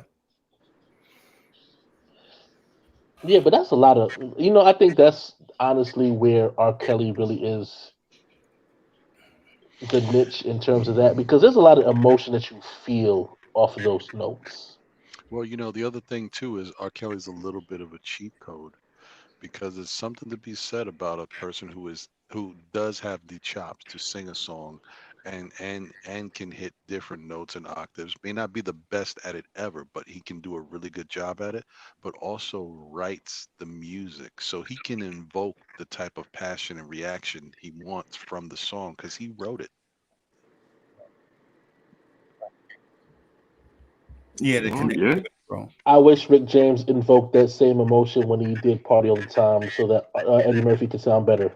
Mm, mm, mm. And it's funny. It's funny you said it, DSJ. My man had messed around and had that song popped up over at his house. I'm like, oh damn, Eddie, we're partying all the time. I wish Michael Jackson gave that same thing to Rockwell, and maybe, just maybe, Somebody's Watching Me would be a better song. Yeah. Hey, but Michael sang the hell out that hook, didn't he? That's all we're waiting That's the for at only this part point. you like of the song. That's the only part you like over that song. Nobody don't know the rest of that. As soon as this creepy and the nut man, if you don't sit, who who asked Mike to do this? Who caught Mike doing something and was like, Mike, I ain't gonna Barry say nothing, but Gordy. oh, Barry okay. Gordy asked him. Rockwell is Barry Gordy's son. Mm. Barry Gordy asked Mike to do him a favor, and that was the favor, bro. Mm, mm, mm. Man And he had And a alive. Barry big, Gordy and he should had have listened to that record and was like, son, listen, we taking you off of this. You coming off of this record. Because this right here is going, yo, it is a great record. No one knows this Rockwell song. right. If you put it in right now, it's going to say Michael Jackson. Go put it into YouTube. Somebody's watching me. It's going to come up Michael Jackson. It ain't going to say no Rockwell. Bro. Anyway, I'm sorry. And Chuck, he was on there with the phony the phony French accent. Yo. I He can't sounded put like Orson shampoo in Welles my and Vincent hair. Price. Yeah. Yes, he sounded like a combination of that. I'm like, yo, what is this masterpiece theater? Like, yo, You said Masterpiece Theater. And then went to a hustler. I'm an average man with an average life. Hey, I paid the price. I was like, wait, what? Bro, that man's schizophrenic. That man's schizophrenic. He made a song about somebody watching him. If you're an average dude, who watching you, bro? man, it's that cocaine talking. It was the 80s. That booger sugar was no joke at that time. That white girl ain't no joke, bro. That was hilarious. Come on, bro. Yeah, so, Man, so he was his for own. the He was his record, own buddy cop movie. I can't. Chuck done ruined. Chuck, yeah, now I ain't even gonna sleep tonight, bro, just because of what Chuck said, bro. So for the record, Usher is better than Rockwell. Let's just start. Yeah, I think we can agree on that.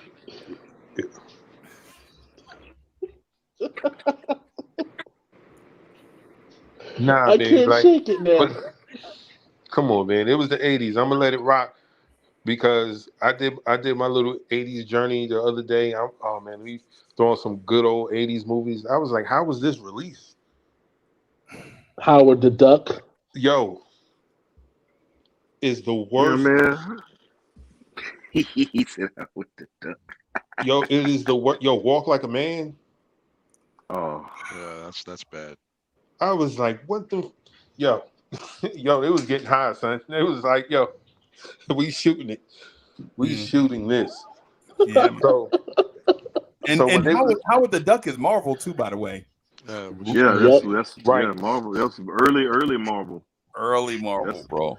And that's when they were selling their was a Marvel label, but that's when they sold the rights to a lot of their characters. The company almost went bankrupt. So they let in and everybody. It's like, hey, Hogman and Intruder want to do a movie. want to use one of your characters. They were so broke. They were like, hey, yeah, just take it. Let's do it. Let's do it. Mm-hmm. Y'all remember that movie, Dr. Detroit? Oh boy, With Dan Dan Aykroyd.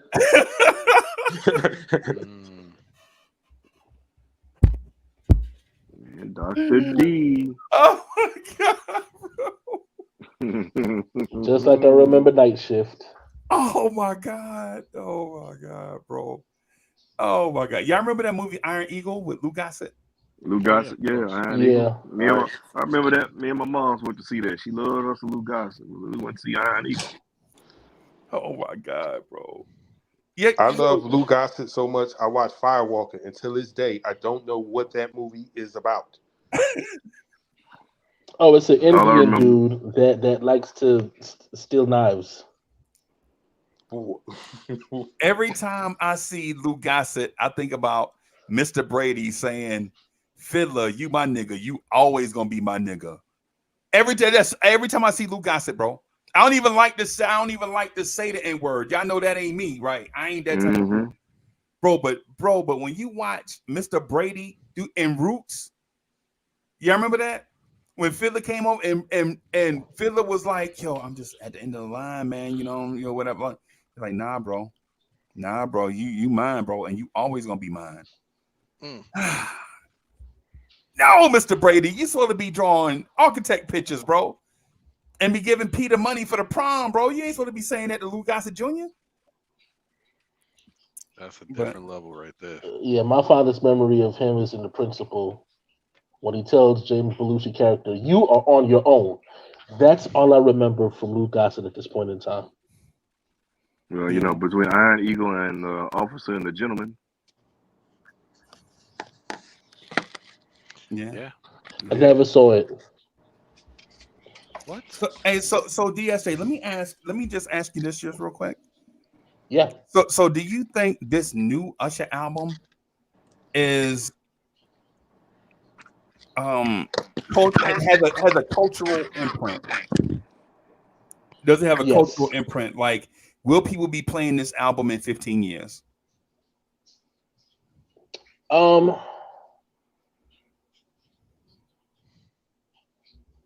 Confession It's possible. 20. Confession It's possible. 20 years old, right? Right. Okay. I think it's possible. Okay. But I think the problem is I think we also have to look at how much of today's music has staying power. Will Tyler's Water be played 2 years from now? As much of an impact as it has, will it survive the 5-year drought? Let me ask Soulfinger this then. Soulfinger, are there 100? Is there 100 songs that you've heard in the last 10 years that you think you'll be listening to in 20 years? 100, bro. I mean, that's giving you all the carte blanche you want. Is there 100 songs, new songs that you've heard in the last 10 years that you feel like you'll be listening to in 20 years? 100? That's a lot, bro. That's a lot. Gucci gang, Gucci gang, Gucci gang, Gucci gang, Gucci gang, Gucci gang, Gucci gang. No, not that. You ain't gonna listen to that in 20 years? No. I'm going to be listening to Peaches and Eggplants in 20 years. I mean, look, I'm gonna be bumping the hell out of that Hog Man the Intruder. I mean, but you know what? Truth be told, you know, I've been stumbling across, and you know, Chuck knows because Chuck and I rap, and I shot him some tracks. Let me shot DSJ a new track. I can't a song or artist I stumbled across. But for the most part, a lot of these newer, you talking about mainstream artists? Nah, I can't. In the immortal words of the great American poet Flavor Flav, I can't do nothing for you, man. Hey, shout out to you, Hector. What's going on, brother? How you feeling? Salute, man. Um, Shout out to Heck. What's up, my brother? Yeah, man. What's good, bro? What's happening, Heck? Yeah, man. I think, and I love the fact that, I mean, see, that alone should tell you he is the king of R&B and current. Everybody keeps saying, "Yeah, man, that's Usher." Yeah, man. Oh, oh, sorry, I took it he literal. stole that from me for the record. My bad. Nah, but I I didn't. I just, didn't. I wasn't smart enough to trademark that. So yeah, you should You have. know what? score Freezer one for got me Usher. thinking now. Freezer, you got me thinking. So I'm going to actually attempt to see if I can find. I'm pretty sure I can find 100 songs that I like that I'll probably be listening to 20 years from now because I got to think about what I from 20 years ago, what I'm still listening to now, even 30 years ago that I'm still listening to. Yo, what's that? What about that song by that comedian that sample "Curious"? It came out like 5 years Oh, ago. Oh, little Little little little Duval. Duval. Lil Duval. Yeah, is that the song of this era or 5 years ago? I would say, well, no, that's even longer than that. I was about to say Happy, but for real, Okay, but it's Oh still yeah, that falling was a that good 10-year one. window. yeah, I would say Happy over that. I mean, Lil Duval, people did play that, but I think a lot of it with that was not because of what he was doing; it was because of what he sampled. Yeah. Because you I can you think he can't had help a but very hear his clear. popular. I think he had a good, perfect storm of everything. Popular Yeah. beat, recognizable beat. He had a very popular artist that basically is marketable even today in Snoop Dogg. I think that he just had the perfect marriage of a blend of everything on this record. Okay. Hmm. Okay. As far as 20 years from now, I think I'm still be listening to that Silk Sonic. That album's fire. You know what? I agree with you on that. I agree with you on that, Chuck. But you know what? I think 20 years from now, I'll still pop in Anderson Pack. Period. Yeah, yeah, he got joints. Yeah, I'll pop in Anderson Pack on. I mean, just keeping it a buck, and I'll pop in the internet. But I know I would still be listening to Raheem Devon 20 years from now, just like I would still be listening to Eero 20 years from now. I'm still listening to Floetry now. Floetry was I. I still listen to yeah, if you ever never heard them sing live and in person, Lord Jesus, it was an experience. Did they dance though? Mm. They didn't dance. Well, they did. They give you some hip movement, but They them could voices. one could rap though, right? Yeah, well, they both did like poetry, but I mean, they both had the lyrics, but it was just Marsha's voice, and like I said, the note she hits. Both of them was something else. But it's just like you talk about. You're looking at that. I'm still bumping Johnny. Yeah. Yeah, me too. They came out back in '94. 30 years We talking ago, about bro. 30 years ago. That's what I'm saying. But That then you talk about and then we're talking about Usher too. I'm still but see people don't think about Usher's self-titled first album, Usher. I'm still playing that first album. Nah, matter of fact, yeah, I was just having a discussion. I still listen to Whispers. Yeah. So and then you're talking about newer artists. I named a few. I can name a few more. You know that I made, but I had to see actually go through and be like, oh, what I let me definitely let me be. ask you let me ask you in a harder I'm gonna ask you in a harder way, right? Hmm. Can you remember or do you still bump 100 songs from 1994 to 2004?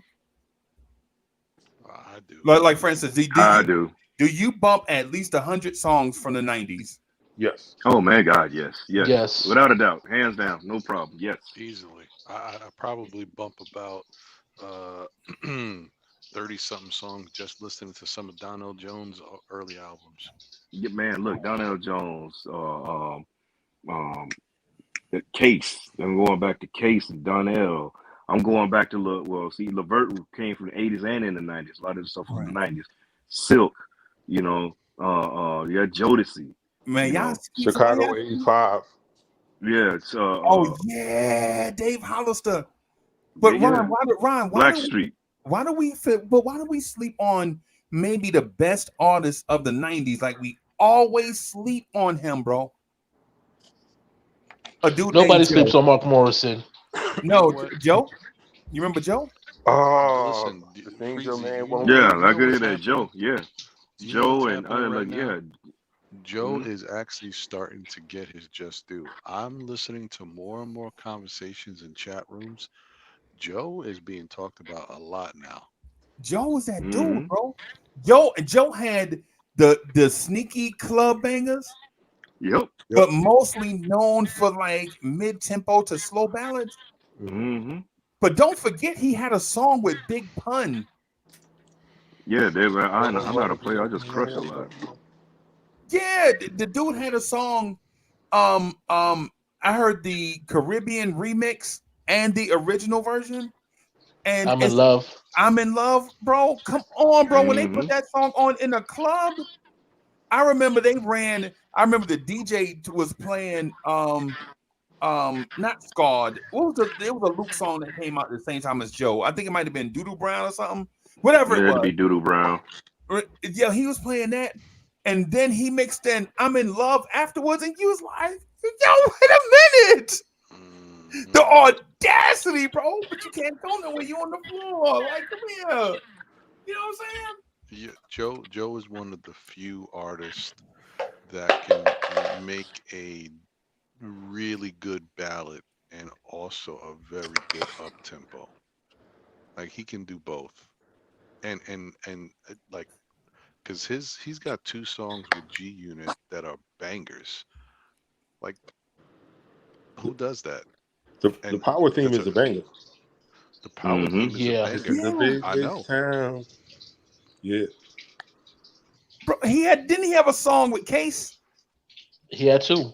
Yes, Yeah, he had yeah, to. too. Yep. Well, technically he had two. He wrote Missing You. Missing you. Oh yeah.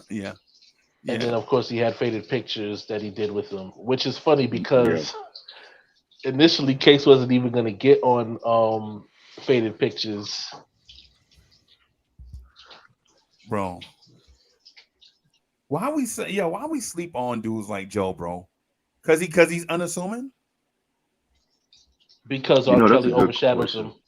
Well, I tell you, Yeah. the best thing about Joe being unassuming is that has kind of helped him sort of have a low profile because technically Joe's got quite the checkered little history.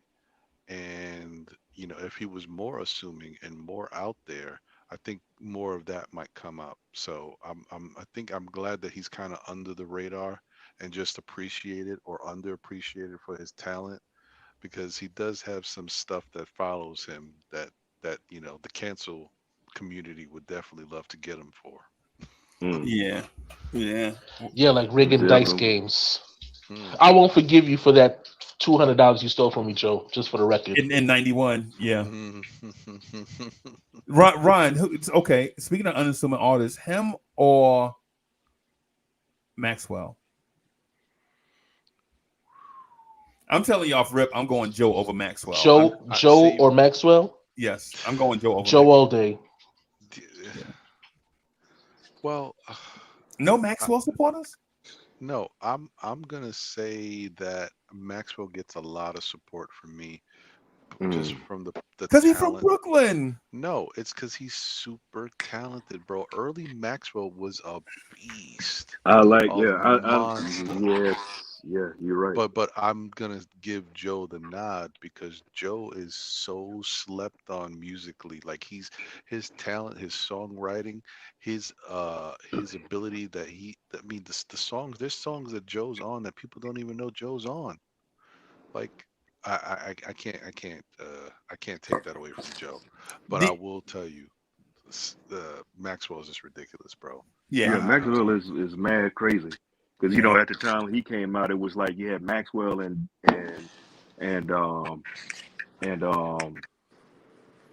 D'Angelo. They both came out around the same time, so they were like, it was like, which one is it? Which one is it?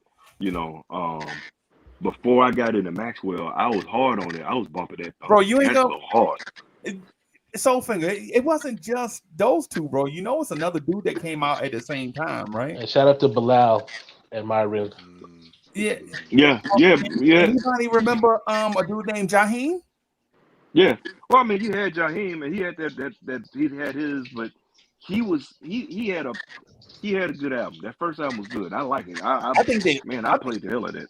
I think Jaheim those versus Tank careers was about the same length, right? They peaks were about the same, right? No. Because Jaheim was. It was 2 like albums? okay, they shot. Yeah, he was 2 albums, and granted, D'Angelo had his 2 albums, but his 2 were that much more bigger than and Jaheim. spread out though. His 2 albums were spread out too, right? They were spread out. They were, but when he came back with that second album, D'Angelo came back that said Voodoo. It was on a whole everything with the production, what he did, how he put it together. The sound was something that people just wouldn't. He's like, what? Ron, we about to go down the road. We about to go down there with the name we don't want to mention. Thank you. We about to go down this road with a name that we don't want to mention because then it's gonna be. Because you don't get that album without Dilla. Oh, no. There we go. Mm-hmm. But hey, you said something earlier though, Freeze, about hold on, I had to rewind the show because I can't remember. I don't have a senior moment. But as I was saying about that D'Angelo Voodoo and Chuck is right. Dilla put some stank on that album, bro. Oh boy, here we go.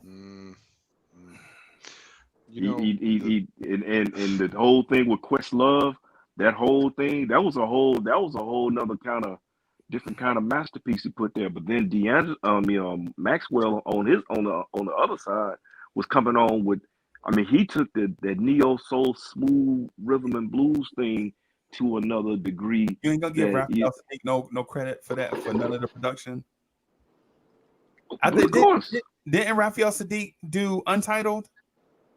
That's a Raphael Sadiq song, right? Yeah, that's his production. It is. It's a production. Yeah. I don't know. I think it is. I may be mistaken. I'm gonna check. I think that the difference is when it comes to that. Jaheim doesn't kind of get the same level of comparison because even though he made some really good music and he didn't birth a movement like D'Angelo and Maxwell were heavily instrumental in neo soul. And you guys know, man, it was barefoot times back in those days. People were really gravitating towards neo soul. Shout out to Eric Benet. Eric Benet. Yes, Eric Benet step on. Kenny Lattimore? No, Kenny Lattimore. Kenny Lattimore too is another. No, Glenn Lewis. Craig David. Kenny Lattimore, I wouldn't consider him neo soul because he had more of a jazz type sound. And I think that for some folks, if you're not really big into that jazz kind of feel, you're not gonna like a Kenny Lattimore. Even though Kenny Lattimore is a hell of an artist, and I got his albums, I pumped me some Kenny Lattimore. And Glenn Lewis, I still pump till to this day. Don't you forget that is still my track. That track goes hard. His second album was. I don't even know who Kenny Lattimore is, bro. Wow, hey man, I listen to Kenny Lattimore. DSJ, who is Kenny Lattimore, bro? Only one of the guys that have one of the biggest winning songs to date. Jesse Powell. Too. He's best friends with Michael Jordan. That I know. Well, there's that. Yeah, well, yeah. I guess greatness hangs out with greatness. Somebody Kenny Lattimore and Michael Jordan best friends? There was a clip of Michael Jordan getting like he was friends with Kenny Lattimore back in the day, and Kenny Lattimore sent him his album like 2 weeks before it was supposed to come out, and he was like basically humble bragging that he had Kenny Lattimore's album 2 weeks before everyone, and he was like in the back of the team bus, vibing out with those big ass '90s headphones on his head, listening to a Kenny Lattimore album before anybody else could get I it. do that about DSJ all the time, though, bro. I be like, yo, I got these 3 songs that I legit play all the time by DSJ. Like 2 of them are like my favorite R&B songs of the last 10 years. And I ain't saying that just because DSJ is up here, but I mean, if you can't give credit to people that do great work to their face, why do the shit behind their back? That's fair. You know That what I'm makes saying? complete sense. Yep. That's fair. Yeah, man. So No, I appreciate that. Man, yeah, Freezy man. Although got I'm the sure exclusive. everybody else is like, who? But For those who know, no. Yeah, but I'm not trying to give Jay Dilla no producer credit, bro. Oh, here we go with the Jay Dilla hate. No. We were talking about D'Angelo, bro, Okay. on the Untitled. How does it feel? The second album, because we were talking about how Maxwell and Jaheim and D'Angelo all had two really good albums, the first 2 albums. And I'm just saying on Untitled, I got to give Raphael Sadiq his roses, bro. Yeah, you give him his roses for that, but I'm saying some of the score that Jay Dilla did, he brought some sounds and help. He didn't do the whole album, but he had his hand in it. He had an influence in it, just like Raphael Sadiq. Now, when you're talking about Raphael Sadiq, that is somebody that we talking about overlook not only just as an artist, but as a producer as well and right. songwriter. We have slept on him. We do not give him Yep, his flowers like we should on yep, this show. A yep. lot of that stuff we talk about. Oh, Tony, and then what they did, and then we don't really talk about Raphael Sadiq. And Raphael That's Sadiq, because even he's a his albums. liar, and I've never been more disappointed when I went to Southern California to find out that it actually does rain. It actually does rain in Southern California. Damn it. I can look. I'm willing. I'm here to tell you, it damn sure does because my downstairs got flooded. Damn. bro. And listen, they had a song called "My Ex-Girlfriend Is a Hoe." I think it's the best song that they've ever done. Man, Right? look, that song there was, man. Look, I'm gonna tell you. I remember going out and they play that shit in the club, Oh, and they go bananas. and they were harmonizing, bro. My Yes, girlfriend is is a a hoe. hoe. I don't know how They you can. harmonizing, bro. When you harmonize so well, it makes you not realize what they really singing about. That's given time. I I don't mean, know you how you can you think that understand that's it, better than but Hey Little Walter. Yeah, yeah. Man, hey little Walter, man, look. And you know what? You talking about Hey Little Walter. I remember when that track came out, I said my brother's 19 years older than me. So when that came out, my brother was like, man, I like that little Walter song, man. Had to put that in again, man. Play that again. So, you Yeah, had older cats, old heads bumping that. Because it was funky. yeah, and Yeah, they know it it. had a They know it. funk They to know it. that song from church. They know that's a church Hmm. song. Yeah. And the way they went from that, but you look at their progression over the course of time with the music. And even when Raphael left, they still put out some good music though. They did put out some good stuff, but but if you listen to Raphael's albums, you was like, damn. He has a track called "In Like That." It's not on the albums. You can Google it. You can find it on YouTube. And I'm like, I heard the first time. I was like, damn. I looked all over the place. Can't get it on Apple Music. Maybe get it on Spotify or something like that. But if you hadn't heard it, man, listen to it. That "In Like That" is man. you gotta Woo. use Shazam, man. Yeah, Yeah, I guess man. I'm gonna have to Shazam it. But yeah, Shazam, man. Raphael, and then Raphael he's that guy. And then we talking about '90s. I'm still bumping Music Soul Child. I'm still playing that too. Music Soul Child, bro. Yeah, Yes, he had a good run. yeah. Yeah, I, I his like. latest album, After, his last album is nice too. yeah, I'm But about see, to the say, thing is, victims and villains Yeah, is his most fire. recent, his hmm most recent yeah, one's really good. Hit Boy produced it, and thing. It's a good album, But the good thing is with music, the mainstream music has moved so far away from the talent, the good music that they just throwing anything out there. If it's got a beat and you can twerk to it or ski, whatever you want to do, I mean that's what they do. Bro, yo, I'm telling you, yo, man, I ain't even gonna lie to you, man. Queens, New York done ruined everything, bro. Oh, slow down. I blame Queens and the Bronx for everything, bro. I blame Fordham Road for everything, bro. Oh As man. long as we're not blaming Brooklyn. Right. Nah, man. Bro, come on, man. Yo, come on, man. We gotta draw some boundaries, man, somewhere, bro. We just letting ain't no gatekeepers no more. Where the haters at? Y'all remember when we used to call the gatekeepers player haters? You know what I'm saying? Yeah, They and was I think we call Hmm them old now. yeah, bro. Freezy, the barrier of entry to the music game is non-existent, and it's less about talent. It's more about virality. So like when you're viral, you get instances like Ice Spice. That's what you get. Or people Where in your hmm office, or people in your office walking by with their coffee talking about boy. You're like, bro, nah, bro. Come on. And not you, Chuck, but the dude in the office, Chuck. Chuck, what are you doing, bro? You're like, I just can't get out of my head, man. Bro, you like the whitest 55-year-old mainstream cornflake plain dude ever. And you talking about boy, I just listen to it to get me hyped before I get on the phone. that's what TikTok does. Oh That's my god. Oh. that's That's what Steve virality in Rifkin TikTok. says. So it's the like the barrier of entry is there was politics in the game for as long as we know, like and radio play mattered and all of those things, right? But the barrier of entry just simply just started not to exist anymore Yo, as the cause internet of became more A&R. No prominent. more A&R, bro. Yeah, No more hmm no more A&R, bro. Like the no more LA Reids being like no. the focal point of running a label, for example, or like focusing on your image or that mattering as much. Or I think even you do. to this point, even this to this point, please not to cut you off. Back in the 80s and 90s, sometimes they would be like, "Yo, don't drop an album. Let them have time to miss you."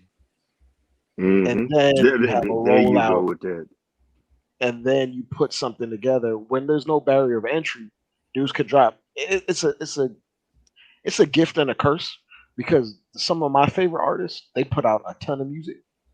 But if we're talking about like R&B, you don't need a guy to drop an R&B album every 6 months. You ain't even have enough time to have heartache or pain, so you can put your heart into the music. You You remember j- what but but yeah eh, but you remember when Dre, you remember when there was such a thing as yo, no, that song didn't make the album. Remember that? yeah Yeah. it Now didn't ain't make the none of cut. that, it ain't none of that no more, bro. It's 27 songs on the Oh, album. You ever seen a well, Chris the other Brown thing album? too. It'd be 25, 30 songs on a Chris Brown album. But no, Right. the other thing too, Dre. The other thing, fellas, is the songs are shorter. You got two Yeah, a minute and a half songs. yeah. A song a minute and a half or 2.5 minutes. Then they go, So now the and you're like, songs are what the hell? skits. Yep. Basically, Basically. And some of it is to manipulate the streaming game because you need a song to be a certain amount of length of time to get it counted as a stream, so you can Yep. make money. well, So well, it's a lot of it. they're trying to make the balance of work on maximizing profit because stream money is also It's like it's the it's discounted. the YouTube rules, Dre. It's Yeah, the YouTube rules. It is basically what happens is you make a short product and people will be more likely to listen to it again and again versus you make something longer, they hear it once and then they just move on from it. yeah. Is that why I like It's True fast Music's food. Making Me Wait? Mm. I, it's just like gonna say like you don't hear rap songs with three verses on them anymore. Three verses? I don't think rappers nowadays got 3 verses, bro. I don't even think they drop 16s anymore. I think they cut No, no, that no. down to What eight. bro, DSJ, what they do now is they drop the hook, a 16, and then another hook, and that's it. And that's it. They didn't Thanks a bring the lot, hook back. Capella Gray. There's no more bridges. Thank you, Jay Dilla. Yo, yo, Yeah, It's- get him, I Chuck. will not Get, stand for this Dilla get stuff. him, get him, Chuck. Go no, get him, Chuck. Unc, you got it. You got to chill. You go ahead, Drake. Well, y'all don't like Ninth Wonder? I love Yes, Night Wonder. I like Ninth, that wonder. Ninth is the reason I started producing. Ninth Wonder. Yes. Oh, okay, Is yeah, I there don't. is there a See him in particular concert. song that's your favorite, man, or in your top two, three? Chuck? Of my Yeah. I was asking you, Chuck. when I heard the joint that he did for Jay, um, that made me just like I couldn't afford an NPC. Oh man. When I found out that he did that with a program called Fruity Loops, I got it immediately. Um,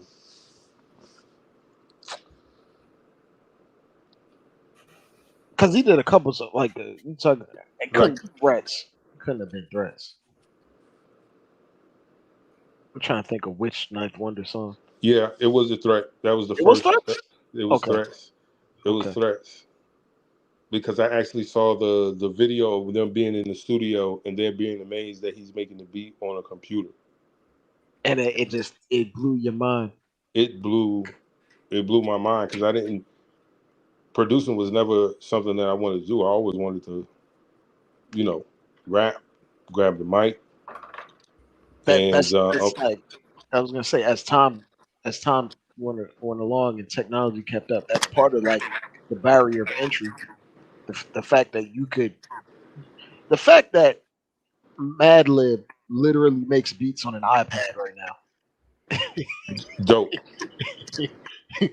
That speaks to how easy and uneasy it is. It's actually funny. It brings back because I remember listening to Manny Fresh describe how he used to make songs Right. on an MPC. Like he said, he was only limited to 8 sounds per record, and he had to find a means to be creative in those 8 sounds. And when you come back now and you look at guys on an iPad and they have those little pads and it's literally like about 8 buttons on there. It's almost coming full circle. It's just becoming even more simple to get to that same place because if you listen now, records are not overly produced as they used to be. Like Kanye, You right. You right about that, Dre. if you're listening to like if you listen to Kanye from 10 years ago to Kanye now, like his records have went down in terms of being overproduced. Like it's very simplified compared to how hypothetically not hypothetically speaking, but compared to what was that album with not flashing lights, um My Beautiful Dark Twisted Mind. That was probably his most in-depth, overly produced album.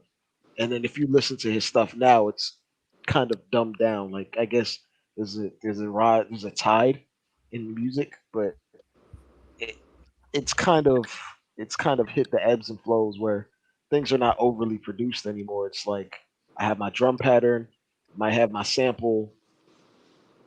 That's it. We ain't even gonna hit you with a bridge. We ain't switching up the beat like that. We gonna keep this beat the same way. No BPM changes. And when we talk about like everything becoming simpler, because it's easier to do it on a computer now, people just take shortcuts in that point anyway. I think like the happy medium or like the perfect place that hip hop was in production wise was anywhere between 2000 to 2008 in terms of the ability of things becoming easier, but still people had the creativity to try things. Like guys like Timberland or the Neptunes, those guys had the access to the easier ways to make things, but they also had the creativity that they built up from the 90s from having lesser or inferior technology. Hey, let me ask you a question based on that. DSJ, what is the cutoff Like where is the creative cutoff? Like where is the point where we say, no, that's too prehistoric. We're going to go from such and such year. Like for instance, I like to do it with baseball, right? Don't talk to me about Babe Ruth, bro. Right? Right? Legit to me, real baseball started in 1970, maybe even 1980. Right? But anything that got a six in front of it, and I respect them guys, right? But anything that got a six in front of it, like 1960 something, I don't know. And I'm kind of like that right now. Like with hip hop, I'm almost at a point where if it's not from 2005 and forward, I don't. You know, everything is cloudy, Mm. right? And Well, and no disrespect to the I had this epiphany the other day, right? Like, am I really gonna put Quincy Jones? And it's based off a conversation we had. Am I gonna put Quincy Jones and Kanye West in the same production category? I can't. I can't. it's like two different things. Yeah. Yeah, Yeah, it's like my uncle has a car, right? My uncle has a car. It's my uncle has a truck. It's the y'all know the old Sanford and Son truck, the big Mm-hmm. truck? yeah. So my uncle has that truck, right? And I think his wife has a Tesla, right? And so he has his parked, in the driveway with a cover on it, and Auntie pulled her white Tesla up to it, quiet as all outdoor. You can't even hear it pull up next to that truck. And I'm thinking, both of them cars, really, both of them automobiles, but you really Mhm. can't compare them. True. It's You like know? watching. It's like watching. It's like all time great point guards. Hey, look, man, you can like Bob Cousy. It's cool. I'm saying it's real cool, but the things that Kyrie can do with the ball in his hands are like completely different. Like it's not. Right, It's not. It's not even the same sport at that right. It's like when I watch Anthony Edwards and Michael Jordan, I'm thinking, okay, oh man, that was the '90s, bro. point. Oh, That was the '90s. Legit, Michael Jordan was winning championships 30 years ago. We still talking about Michael Jordan? I mean, some of the things are timeless that Michael can do in terms of if like when we talk about Mike, it's like the bread and butter. If you got a good drum beat or a drum pattern or it's at a specific BPM, I think it's Mike it's I Mm-hmm. think Mike it's sneakers keeping him relevant, bro.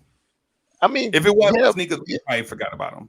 but listen, hear me out though, Freezy. It's like the mid range shot from self creation.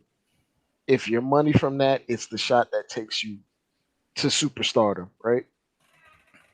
A Okay. drum pattern at a particular BPM filled around it will create a hit record for you, regardless of if it's in the 70s, the 80s, the 90s, 2000, 2010. There's a particular BPM that you target and a particular type of drum pattern, and if you fill in everything around it, you have a hit, right? I think Okay. I think there is when we strip things down to its bare essentials or what is the bread and butter. I think there are certain particular skills or skill sets that are going to be timeless, that are going to be valued at the highest level.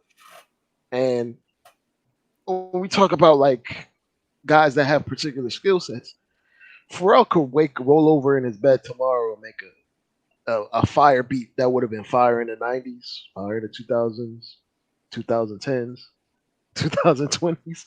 I think I think it's something that it's innate. It's something that only particular guys have, and I believe there's some guys in this particular era that has that. Like if Metro Boomin grew up in the '80s and made beats in the '90s, he probably would be the same Metro Boomin because he still has that creativity that he had that he I was kind born of with. feel that way about this dude named True Music. I know y'all have no idea who he is, but he posted a thing on Instagram the other day where he was just standing in the street rapping to Mm, just a beat, mhm. right? Just a beat, right? But the essence of what he was doing was striking, Yeah, right? It's like just at the bare bones thing of it, where yeah. My man had a beat. I'm sure it's a beat that he created. He made a video of it. He was just rapping to a beat, sending a message to his brothers out here that's getting a lot of things wrong, right?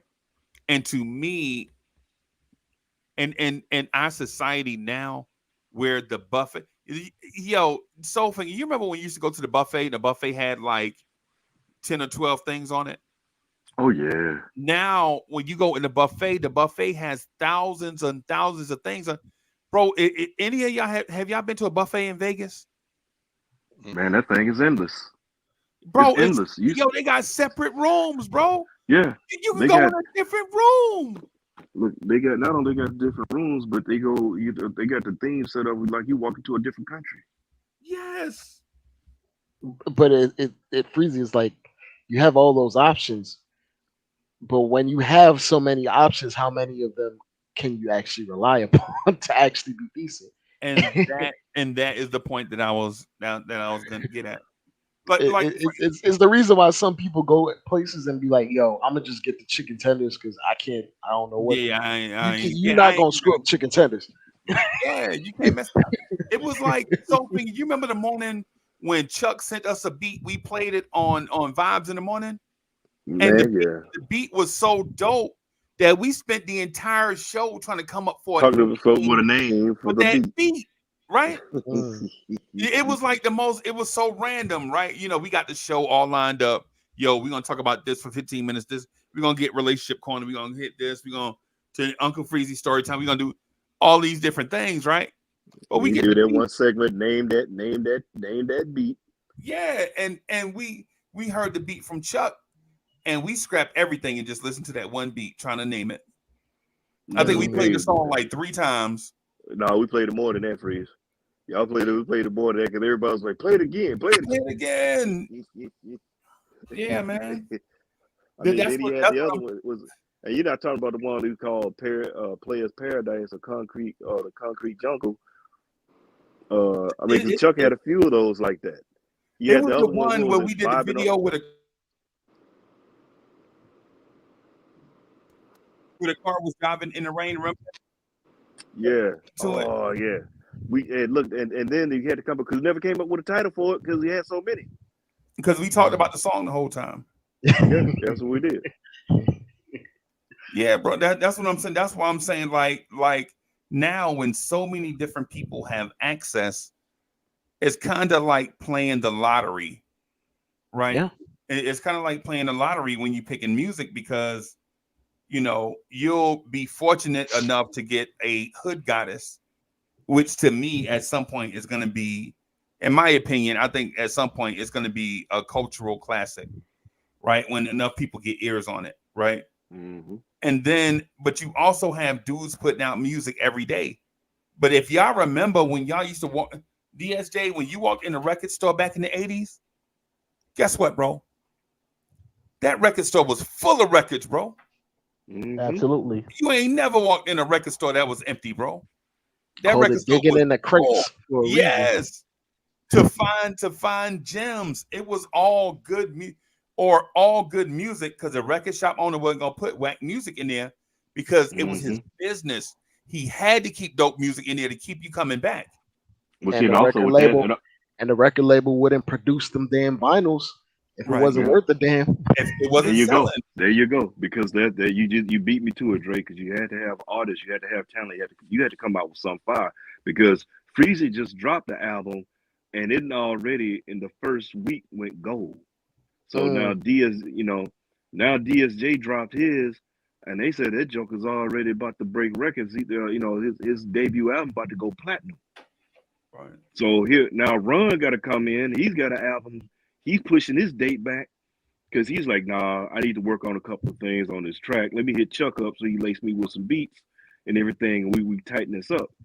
You know what I'm saying? So this, I mean, that's what it was back in the '80s and the '90s and stuff when it came to R&B and neo soul, which you want because neo soul I still consider R&B. They would put a title on it and categorize it here. But when it came to that, you had to come with fire because the next group was coming even hotter behind you. So you wanted longevity and a way to stay. You know, longevity and I'm trying to think of the other word. I'm having a senior moment, but we'll just stick with longevity right now. Um, to last, you want to be there. You want to be known. You want to keep going down. That's why I was tripped when I was looking at listening to Usher last night, his first album. Like, man, this came out in '94, Yep. August 3rd of The 1994. same time as Ralph Mm. Tresvant. I bought both of Yeah, them. and it still same here. sounded fresh Yeah. Yeah, and it because goes back. like when you put it down to the bare bones of it all, like there's certain things that are timeless, right? Hmm. And it those records exhibited particular traits that are applicable for hits today and for hits that came before it. Hmm. Because the But not production to was cut so you off. Go good. ahead, Soul. Go ahead, No, Soul. I'm just saying the production was so good because we were talking about it was the previous show we did. We talked about putting together a group, a super group, and we were talking about the one person we wanted to produce it, and going around and Devontae was one of them. You got to think about it. In the '90s, Devontae was producing everybody on the cool. Not even R&B. He was making beats for pop, like, Yeah, and it was Yeah. hard too. yeah. They were Hey, hard. y'all mind if I ask Ron a quick question? Ron, you still there? Oh, my bad. My thing was on mute. My fault.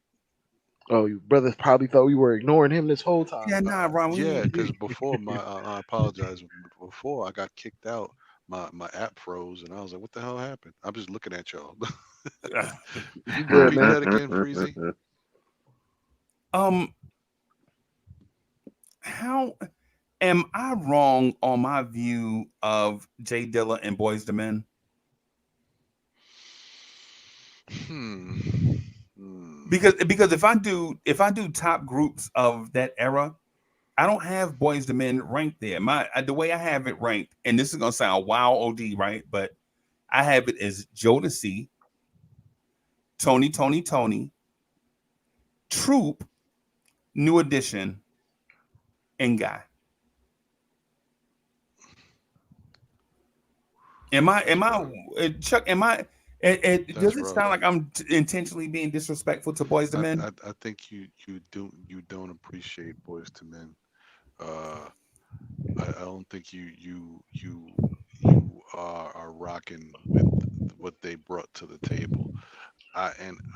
As much as I want to say that your list sounds pretty accurate, no offense, man. I can't put Troop above Boys to Men. Does Troop have more Are you talent? I serious? can't do it, B. I can't. Troop just don't have that body. They don't have that catalog to compare to Boys to Men. Even if you're not really rocking with Boys to Men, the catalog is just it's just that much more than Troop. I have High Five better than Boys the Men, bro. Well, I mean, High I have Five is Slave better than Boys the Men, bro. You thought Boyz II Men were oof. some squares, huh? Like, damn. That's Yeah, rough. I just think that you know what? I'm gonna just go ahead and say it now. The Jay Dilla thing, I'm jealous of y'all love for Jay Dilla, and so I try to push him down because I have my own favorites. I just wish I loved a producer like y'all love Jay Dilla. So there's a tinge of jealousy there for the Jay Dilla thing.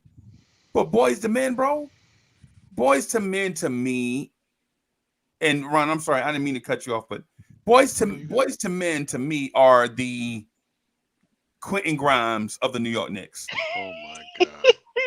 You calling that? You Oh my calling God. you calling Boyz II Men the 3 and D of the They '90s? call it. He The calling ham them the sandwiches. ultimate ham sandwich.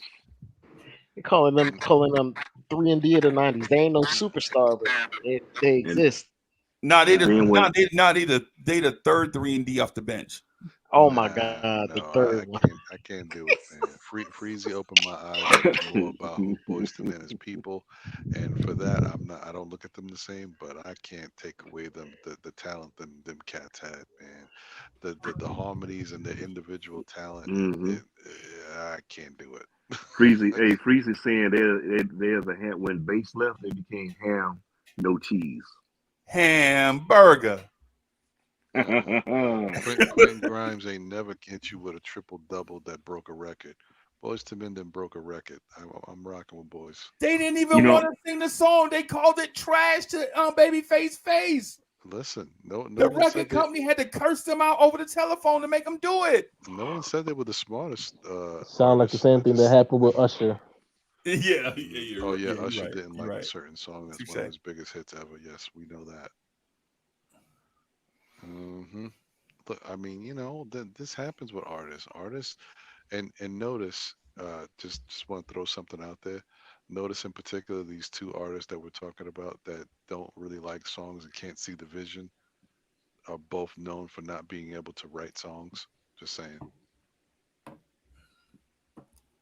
Yeah, I just think Ugh. they ham sandwiches, bro. do Mm, they have cheese on it at least, Freeze? No. a ham sandwich that's been on the Relax, Billboard Soulfinger. charts. Soulfinger, you doing too much now. You trying to put lettuce and tomato on there. You trying to sneak a mayo packet in it. No, bro. They just dry ass ham sandwiches, bro. So they No, basically a bag. man. So basically, they are bag nasty. That damn that joker that they give you when you was in the field and just toss that, just like keep Brown going, paper little dummy. bag. Brown paper Brown bag. paper bag. Quentin Yeah, that Quentin bag Grimes nasty, ain't baby. never did anything to resemble 50 Candles. Who? Well, I'm sorry. Say that one more time. I 50 said Quentin candles. Grimes Yeah. ain't never did anything to resemble something like 50 Candles. Can't do it. I think what it is. A lot of the Boys to problem Men is has with though. Boys to Boys to Men. Men did 50 candles 14 times over the course of 2 hours. Yeah, that's what it was. After they did End of the Road, everything was along that line. So for a lot of fans, because a lot of people they say, yeah, well, I like Boys and Men, but they only listen to that first album. Talk Yeah. about the first album, and then because End of the Road, I think they kept trying to make another End of the Road, End of the Road. Well, the End of the Road was supposed to stop, but this End of the Road, this Joker kept going, and it kept going, it kept Bro, they going. even made a Christmas song with Brian McKnight that sounded like On Bended Knee. Yeah, and that was the That's other what. one. Yeah, Well, listen. You want to get mad at somebody? Get mad at Babyface. It's his production. Yeah, but I mean, really, even with that, we're now knowing more about who Boys to Men is. Thank you, Freezy, once again. Yeah, damn it. Uh, Babyface said, "Listen, y'all don't like this, y'all don't like that. I'm gonna give y'all a bunch of songs that sound the same because this is all y'all like." I think that's what happened. Yeah. Yeah. That's So, exactly what happened. Those songs sold. like, Yeah. I think Boyz II Men suffered from, like, I'm not the biggest Boyz II Men guy, but a lot of their records felt like cookie cutter. Like Yeah. they took no chances. There was no edge. It was yep, just that's like, what it was. and it was just like it was like the "I'll Make Love to You" song was probably the least sexiest song about sex ever, Yeah. Yeah, and it's just yeah. like, Basically, it was the most G-rated sex song you ever heard in your life, bro. It was the opposite of R. Kelly, bro. Man, what and you mean G-rated, Freezer? That thing was G plus rated. G it, plus, bro. it And was then it it was was the like, same formula. It wasn't the same formula. Wanye gonna come out, and then you're gonna see Wanye neck muscles, and then Sean Hmm Stockman gonna jump out of the back and show his chest very clearly or something, so he do the Illuminati pose, right? And then the other dude is gonna be in the back doing something smart, like playing chess with a girl or something. You know what I'm saying? It's and always they made music for the guy that planned out a date 2 weeks ahead of time instead of the guy that's like, everything yo, goes. I'm gonna come over, I'm gonna pick you up, we gonna go out to eat. They made music for the guy that planned out a date 2 weeks ahead of time, meticulously. They made music for the dudes that took their girl on a date on a bicycle date with the basket in the front. That was them, bro. Oh my That's god, why now listen. they I did think we picnic just now. dates. I think we That's what they found out did. why After Seven never worked with their brother. Yeah, And like, objectively, it is good music. It it's is good very music. objectively, it is good music. But at the same time, it felt like they were sticking to a formula, and after a certain point, it may have been just bland. Like, Yeah, it felt like What you, Dre? it You felt said like bland? That's an understatement, Dre. That's like bacon chicken and no nothing at all. It's just no nothing, bro. No no seasoning, no nothing, it. no season, no It, nothing. You don't it, even it, use look. You ain't using not a nan bacon dripping, just something, man. If I told Chat GBT to make an album, an R&B album by Jehovah's Witnesses, that's what they would be. basically. Mm. Damn, Oh God. I was that's thinking more of a that's Buddha. rough. I was thinking more of a Buddhist monk. Basically. Like it's like, yo, ironically they have one of the greatest Christmas records ever, it, Yeah, yeah. but it But that's what they make anthems that are safe for people. okay, let me put it like this here. Those of us that made mixtapes or mix CD using slow tracks. How many how many Boys and Men cuts made it on there? None. You bro, Ooh Nobody, ah. no, See, that's the you one. Ooh, want you want to bump uglies and you gonna put boys and men on there, bro? You been talking all night. so what you saying is nobody went to the jukebox and put on some Boys to Men. Like nobody no, was like, yo, put on that Boys to Men at a no. Ever. party. But No, but it does but wonders at karaoke. hmm Yeah, yeah. it does wonders at karaoke because everyone knows it, but ain't nobody really playing it on their own time. Now, DSJ But or but DSJ, think about it. Is boys and men better than Silk? Mm-mm. you damn sure know they were going on the mixtape and mix CDs. No. That's what I'm saying, bro. I was hoping Ron could reel me in, bro. Mm, Like I can't. Boys to Men is like the water of R&B. Like objectively, it is good for you, Yeah. but you don't want to drink water all the damn time. Nah. See, Be like water. me, Where the brown liquor at, man? Right, I, I can't say What that. a bring out the Cisco, man. Bring out the I can't Everclear. Where say is it? that when they made Coolie High Harmony. I Mm. can't. Coolie High Harmony was ridiculous to me. That first And album was I liked the first album. The first album was yeah, good. And then yeah. afterwards they had run, they probably and they had some other albums where you had to actually think about, well, I didn't know Boyz II Men had this one cut. The whole album is the same song, all the other songs, but then they had one cut. all around the You're like, world. yeah, you're like, wow, what in the But hell? you know what? I And didn't know they were doing it. that Uh, goes back to the whole thing. Soulfinger, Coolie High Harmony. They were new. They were raw, and they needed Hmm. to listen to instruction, and that's why whoever put the album together, they worked with them. They said, "Hey, okay, all right." They may have had some creative thoughts, but they couldn't really say Was it? nothing because they didn't know what Are anything they was. better than mint condition? Nah. What has been conditioned? A one lead singer and a bunch of background band members? What are we talking about? Yeah. But Bro, you know first what it they is? wrote, but they But it, wrote their own music, played their own instruments, and had decent singers. But they're a band. I mean, Mint they're a Condition band. was a band. They're different. They're different. I And don't put them in the same and category. And shout out to Troy Taylor because he was the architect behind Cooley High Harmony. Yeah, yeah, yeah. That's a different. Once Boyz II Men knew who they were or thought they knew who they were, that's when everything got messed up.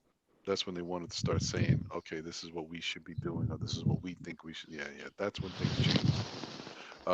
But Mint Condition is definitely different to me. But I love them. I love them.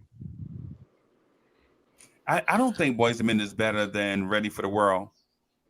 I think uh, you're putting a lot of Chip. blame Ready for the on world? the Oh, wrong Sheila. facet. I think Yeah. Yeah. Boys to Men Chip. isn't the problem. I Mm, think the mm-mm. label is the label because messed. They changed their I gotta style. be That honest with you. Can I Touch You by 112 was beautifully written and produced by Wanye Morris. Yeah. yeah. Yeah. But DSA, that's not oh, okay. So what I guess what I'm getting at is it's like saying, would I rather listen to Pusha T or Lil Wayne? And up front, I may say Pusha T until we get to the third song that he talk about cocaine prices, right?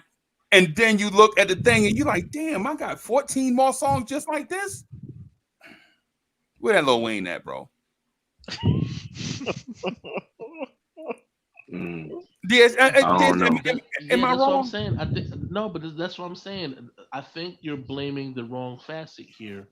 You're saying it's Boys to Men's fault that they didn't listen to the label, that they listened to the label, when the problem should have been the label doesn't recognize that they need to have variety.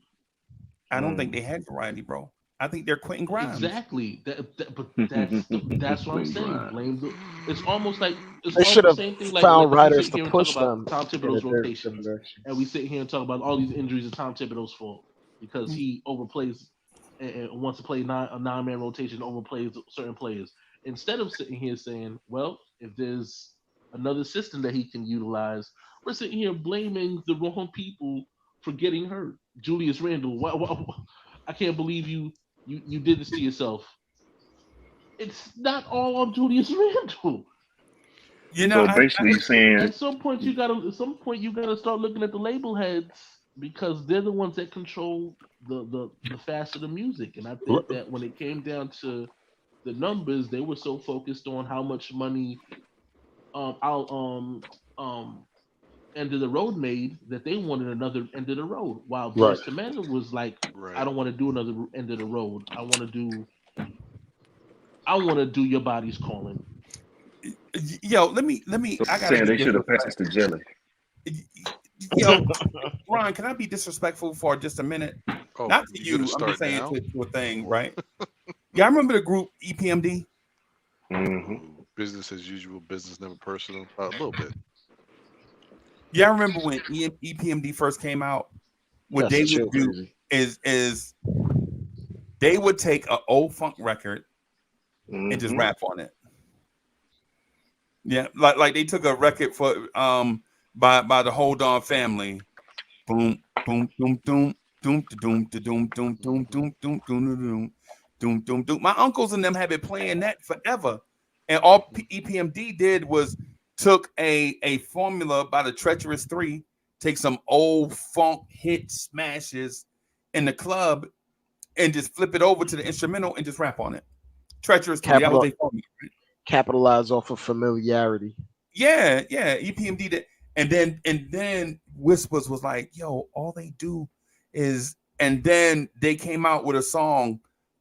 So what you saying? Where the DJ just basically took over the song, right? The DJ legit was like, "Nah, bro, we can't take another Zap song and rap on it, man. We got to do something. Yo, you got to let me scratch through it." And I'm like, "Yo, scratch, yo, but." Yo, we ferocious MCs, and people like, not really. How many times Eric is gonna say don't get too close or you might get shot? I mean, how many times can you say that on an album, right? You already said it 30 times rolling this song number 8, right? You know what I'm saying? They kind of switched up their formula. And before you know it, by the time they get to 89, 90, right? When they get to 90, 91, they like do a song called Crossover where they like, yo, we not gonna do the old formula no more. We ain't gonna cross over. We want y'all to cross over to us. And ironically, the song crossed over. Mm. Hmm. You know what I'm saying? Whereas is as Boys to Men, if they did an album right now, I guarantee you, if they did 13 songs, 9 of them was gonna be ballads. Mm. Yeah. Well, okay. Then that goes to that goes to the point that we've talked about in the past that Freezy has brought up about Boys to Men not being able to make an up tempo record. Um. Hmm. Not together, Hmm. individually, I think they can do great songs individually. It's when they come together, I think they're best fun. I've heard um Nate do songs that were not run of the mill slow songs. I heard Sean Stockman do a song that was kind of, Sean Stockman too. I mean, whatever. Sean Stockman gonna stick to the formula, but I mean, even when they do, even bro, I saw them do features. They did a feature with Mariah Carey, right? Guess what it is? They did a feature with Brandy. Guess what it is? A ballad. Mm. Broken hearted. Yeah, I mean, they got the joint with L. But shout out Now to look, Sean hey, Stockman because he had a dope EP called Forwarded that sounds nothing like Boys to Men. But again, I wonder if This is the type of music that You black wanted to women really make. gravitated towards. Bro, it's in their blood, bro. I saw this group named Juan Moore doing songs, and guess what the songs they were doing? Their daddy song. Slow jams, right? You don't disrespect the boys to men, but you can be a typecast artist like Johnny Guitar Taylor. Everything is Oh, like funk, holding the wall. But that man did a song hmm called Superman Lover. Superman Lover. I was just listening to that this morning. Right. Yeah, you could be typecast and then do a song outside of that and have it be a hit. I just think maybe Boys to Men is just overrated, bro. Uh, I'm not gonna. Look. I, No, I can't. I I, can't I argue think with that. I That think you might Boys have to a Men point had to to it. listen to their label. Yeah, Well, I You mean, gonna and sing these songs. I'm just gonna say once again, I go back to what Freezy opened my eyes to. Maybe just their personalities and their superstar diva ways is what led to their continued bubblegum recycled music because they have burned a lot of bridges and made a lot of bad relationships with producers and songwriters in the industry. And that might be part of their downfall of their success. are they better than the Gap Band? Oh, come on, calm down, Freezy. Don't do that. Yup, because Come they all on, make the man. same type of music.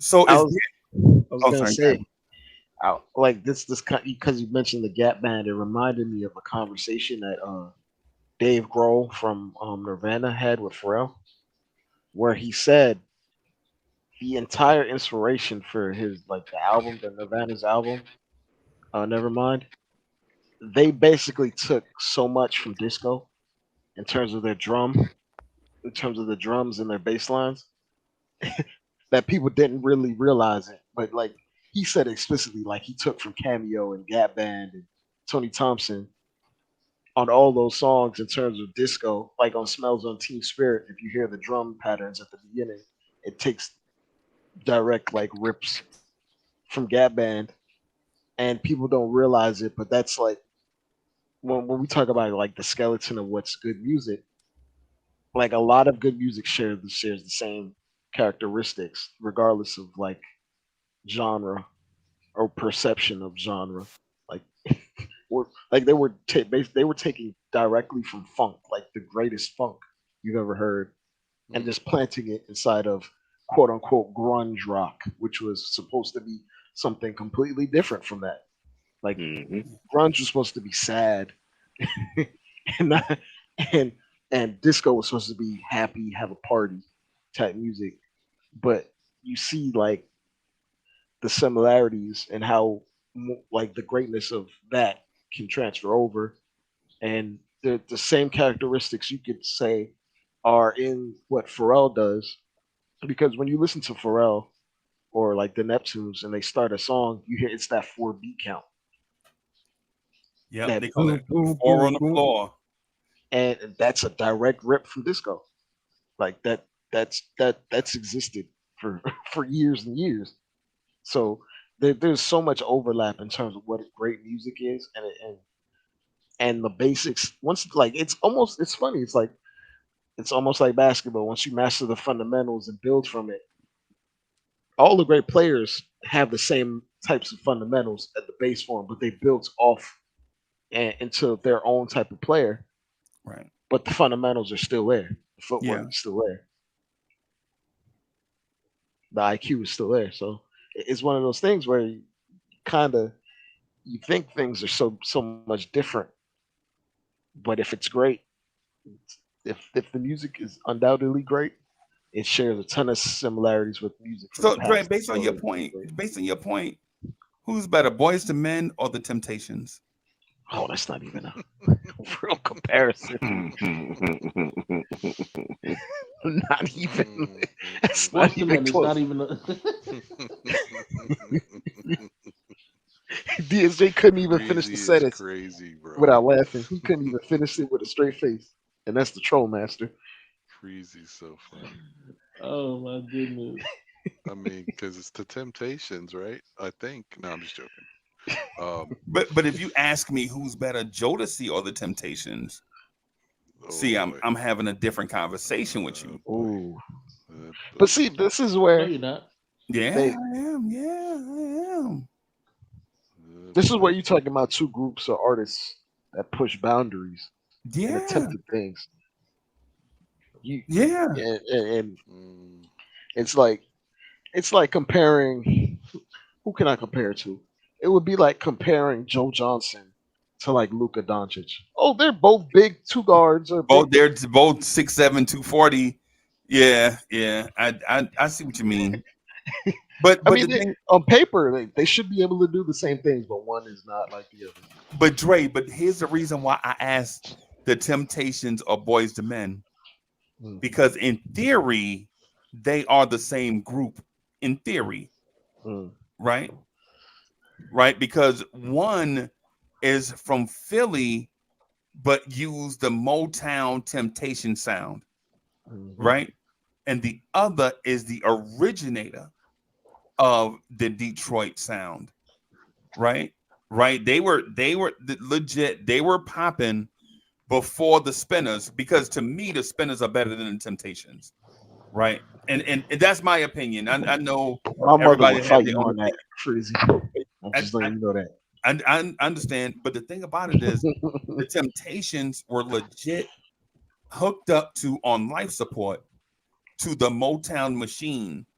They might have the greatest songwriter of all time writing hits for them. And they recorded in studio, right? With the greatest, probably, group of musicians that were ever assembled in one place, right? Motown had a machine hooked up where the Temptations were getting songs from the dude that created Rolls Royce and from Norman, whatever his name is, and from Smokey Robinson. Mm, Norman Lear. No, not that one. Norman Whitfield. No, yeah, Norman Whitfield. Him, yeah. not So Norman the Bates. Temptations were legit linked to that group. They were like, yo, I have this smash. I'm just gonna give it to the Temps. I have this smash. I'm gonna give it to such and such group. I have this smash. This to my ear sounds like the Temptations. Right? The Temptations never sat down and wrote songs that you remember.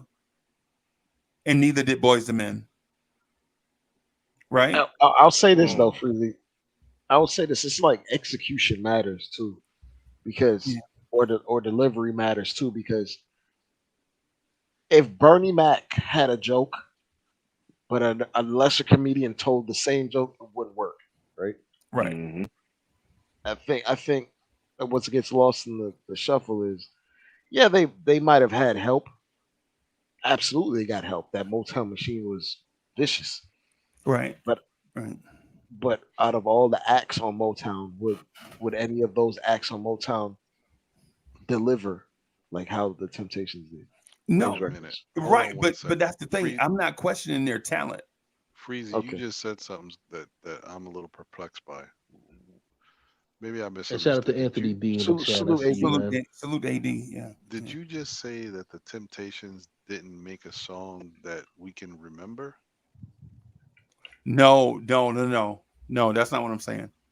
What I'm saying is their ink pen never created a song that you could remember. That's why I mentioned the songwriters Mm, and the musicians. mm, Mhm. Now I don't. Now maybe I'm wrong. It's yo. If I missed it, by all means, bro. mm. Hmm. Well, some people aren't blessed with that gift to be able to write and sing. Some Right. Yeah. people just have those dynamic voices, you know. Like Right. what did Whitney Houston write? Not a Nothing. damn thing. A check. Yeah. But but we all can agree she's one of the greatest voices ever. Right. Yeah. Right. But Chuck, my point is, what if you had 5 Whitney Houstons in a group? Ooh, okay. What if you had 5 Whitney Houstons in a group, right? And you're comparing those 5 Whitney Houstons to other 5 Whitney Houstons in the groups. say you got five Vestas, so you're Hmm. comparing five Whitneys to five Vestas, and the separator because all of them are talented, and you're looking for the thing that separates one from the other. It, Mm. okay, I understand. I understand what you're saying because that's the same argument that we had in the '80s about Prince and Michael Jackson. And I'm like, come on, bro. He played all the instruments, man. Like, what are we supposed to like? His talent is different, but Right. to the masses, there's nothing bigger than Michael Jackson, No. especially Thriller at that time. But I still argue Purple Rain. But if that is going to be the separator, then yeah, okay, you got to give it to the person that actually writes their own records. Right. So if that is the case, then going back to this argument that's being created that we can't get away from, Usher and R. Kelly, then that means that R. Kelly's the better artist.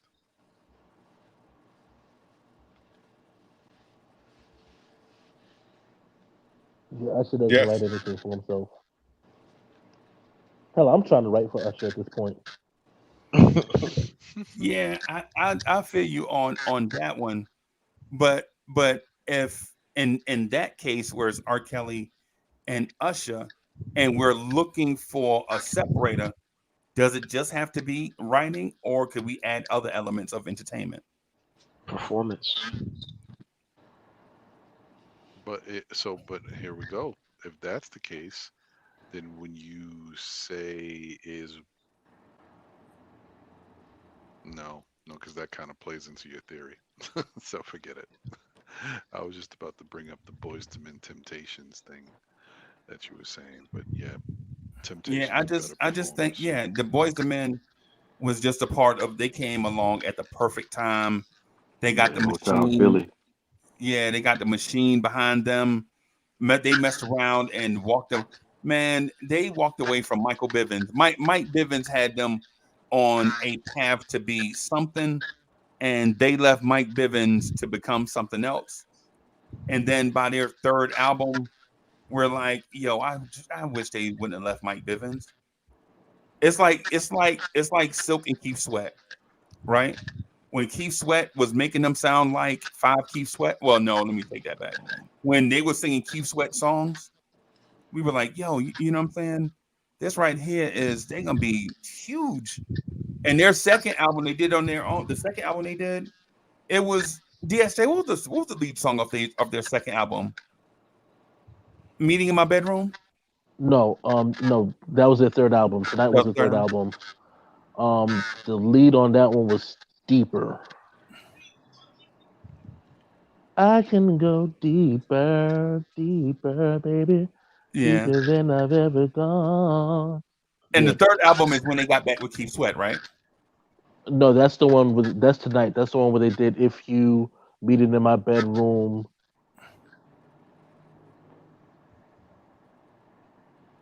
Hmm. That's they as a matter of fact, the production came from Daryl Delight Allenby, the same guy that did Busta Rhymes and Janet Jackson's Yeah. "What What's It's it gonna Gonna be? Be." Yeah. Yeah. Yeah. Yeah. Hmm. Interesting. That's just bums thinking the same damn thing. That is interesting. Um, yeah. Well, hey, quick question. Boys to Men or New Edition? New Edition. Hmm. Hmm. I think that question needed to be who does Uncle Freezy hate less, but Hmm. either way, Quentin Grimes or Boyz II Men Yes, it's like saying, or yo, Ham we and so Cheese Sandwich. yeah, I picked New Edition because New Edition may not be the singers that Boys to Men are, but their album doesn't sound like it's not a monotone album.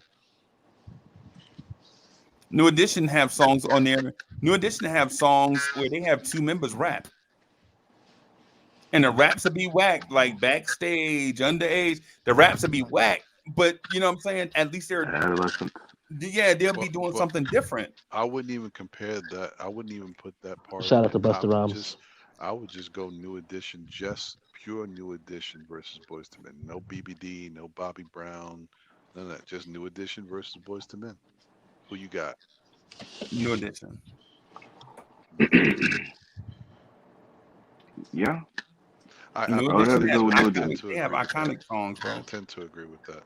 And plus, even though New Edition is not good dancers, I mean Ronnie's a good dancer. New Edition individually, they're not good dancers, but as a group, they know how to perform and get in sequence. Boys to Men couldn't even do that. Boys to Men can't put no dance steps together. No,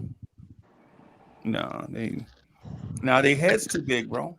Well, that's your fault, Ron, because you left the group, and because you left the group, and Mike couldn't dance, they couldn't do any choreography.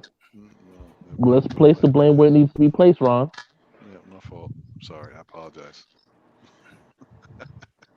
Yeah, yeah. And listen, man, I'd be looking for reasons to love Boys the Man, bro. But then when you listen to that, I'm taking Slave over them. I don't know, man.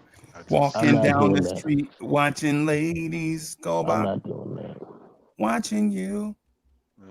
I can't do I'm that. taking the That's a Good Man reach. over them, bro.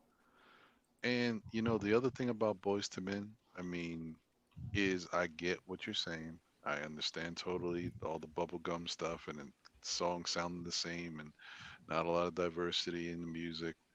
But eh, over their body of work, they've made some really good songs.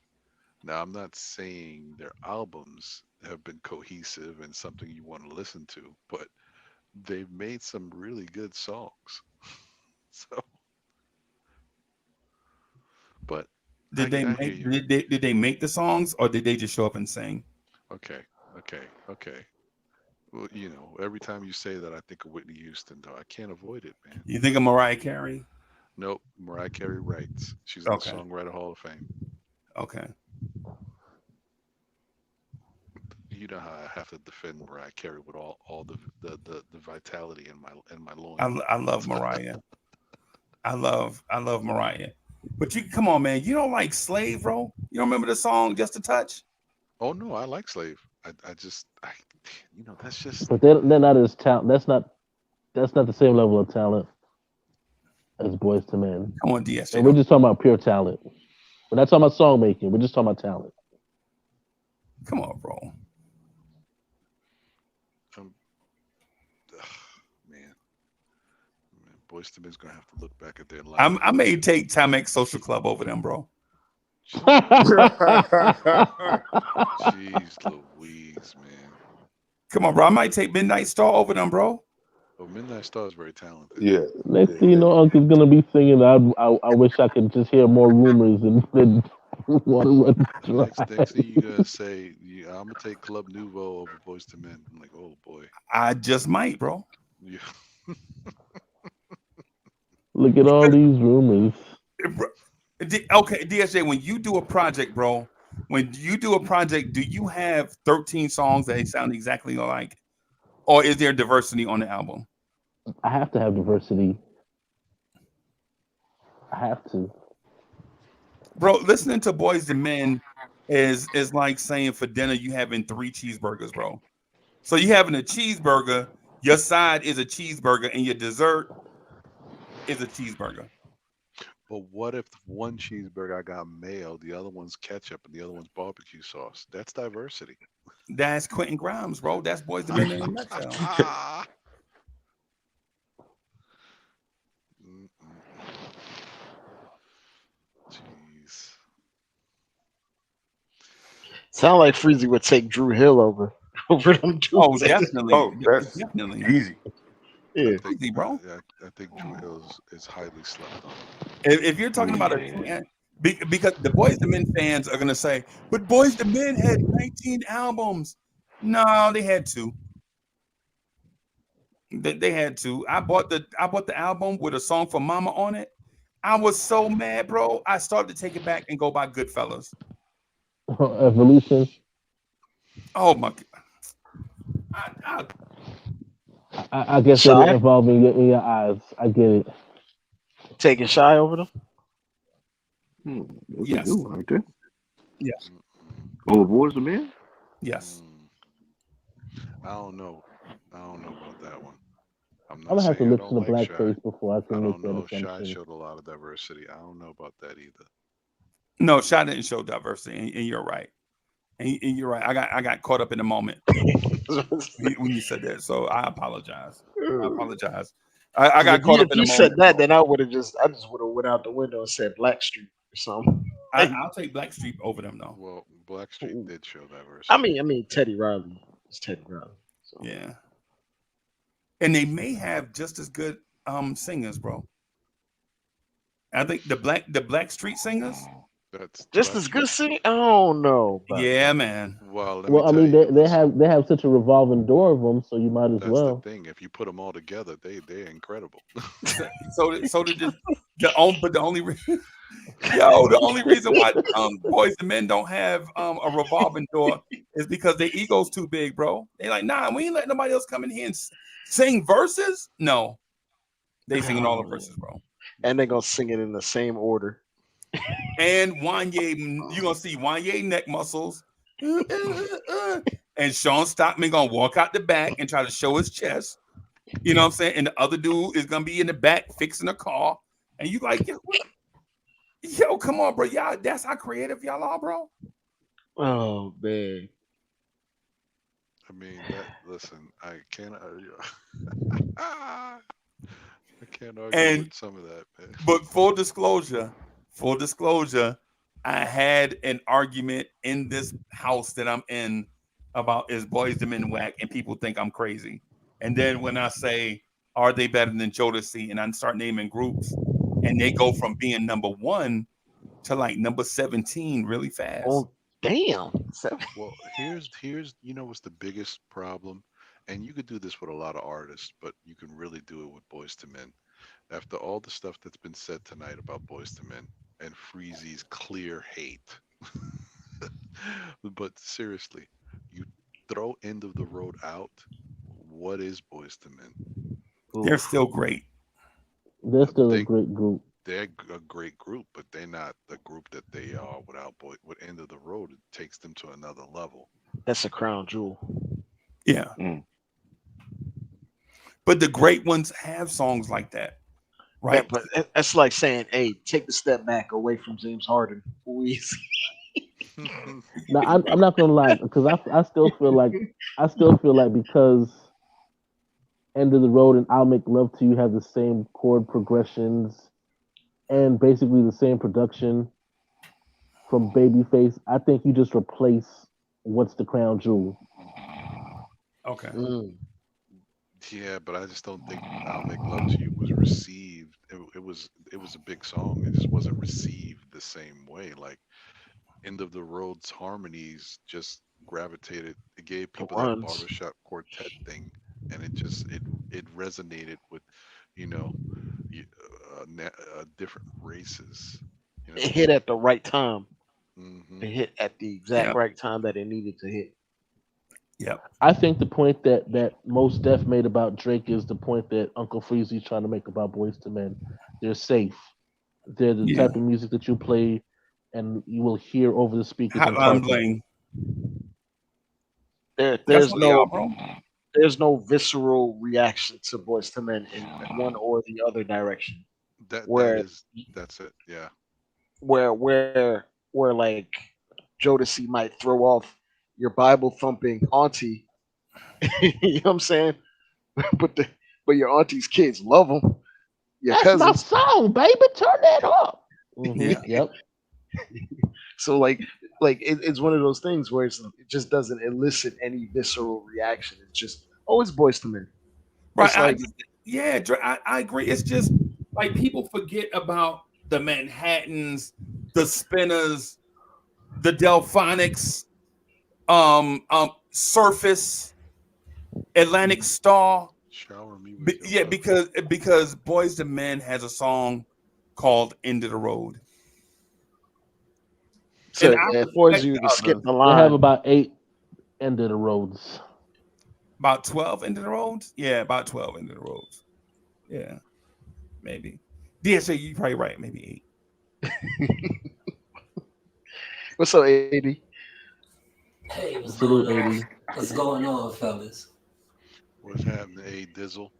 Why do y'all let Freezy get y'all into these conversations? You know what he Because does. He people knows think what he that because does. people think the stylistics are trash, the spinners are trash. Silk, Nobody thinks that. Surface, the Get Band. Ron said with a straight face that he wouldn't put Slave in the same conversation. Hmm. Well, maybe King Ribby would say something like that. What about Tavares? Remember Tavares? Opinion for your Oh my thoughts? goodness, Tavares. Yeah. But Boys to Men were a good to great group for their time. They not better than Earth, Wind, and Fire, bro. I'm sorry. No, they're not Earth Wind. They're Fire not Earth Wind and first. Fire, but for their time, that early '90s They not better than Cool in the Game, bro. into the 2000s. No, they're not. But you cannot poo poo them. You know what I I, mean? They have monster all time records. bro, what I'm saying is there's a time and a place for a ham sandwich. I Yeah, just don't Wait, want to work all why day aren't and they? come home. Hold on. Why aren't they cool in the gang? no, they're not. They're not. They're definitely not cool in the gang. They're So definitely not cool in the gang, but they have monster records. You know, You cannot slight them. can it's I? No, like, I'm actually no, I'm trolling Uncle Freezy because I No, know I, he But I, got can such a I, personal no? But you relationship know with what? with Cool in the Gang. Seriously yeah. though, I don't want to do it, but I don't want to do it. Why aren't they not Cool in the Gang? As far as Cool in the Gang was made up of one lead singer and a band. Once again, they're a band. They go down in the mint condition category. I just think they're different. I have Ah, a, it might be a thing where it's just like their influence going on in within their culture and going forward, or you can even look at it from an aspect of like being sampled. Like when you talk about like Cool and the Gang and all these iconic groups, their music has been repurposed within the genre of hip hop. like like their music has been touched, has been revisited. You don't see too many people like doing an like an homage to Boys to Men no, without actually just singing the actual song.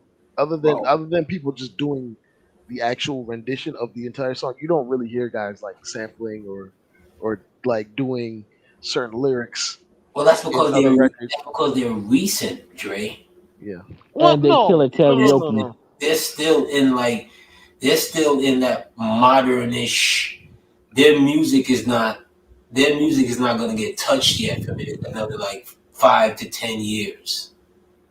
AD, you AD, don't know bro. how many compliments I got from older ladies that heard me sing on bended knee. I'm sorry. That's No, no, I'm not saying. No, no, no, no. I'm not saying that. I'm saying as far as when you're remaking it. You know what I mean? Yeah. Like how you're remaking the hits. Like you can't remake Endless Road now to where it's gonna be like you're gonna throw it on somebody's chart. Like it's never gonna get played. You know what I mean? Like it's not time for that yet.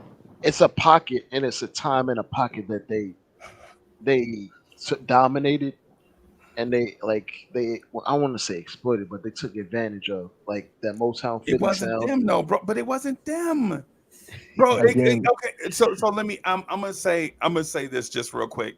No disrespect to Boys to Men, but they rode a wave, bro. Because at the same time, bro, at the same time that what's the song name one of I'll make love to you yeah, no, the other big baby face on had. bended knee. No, the other one.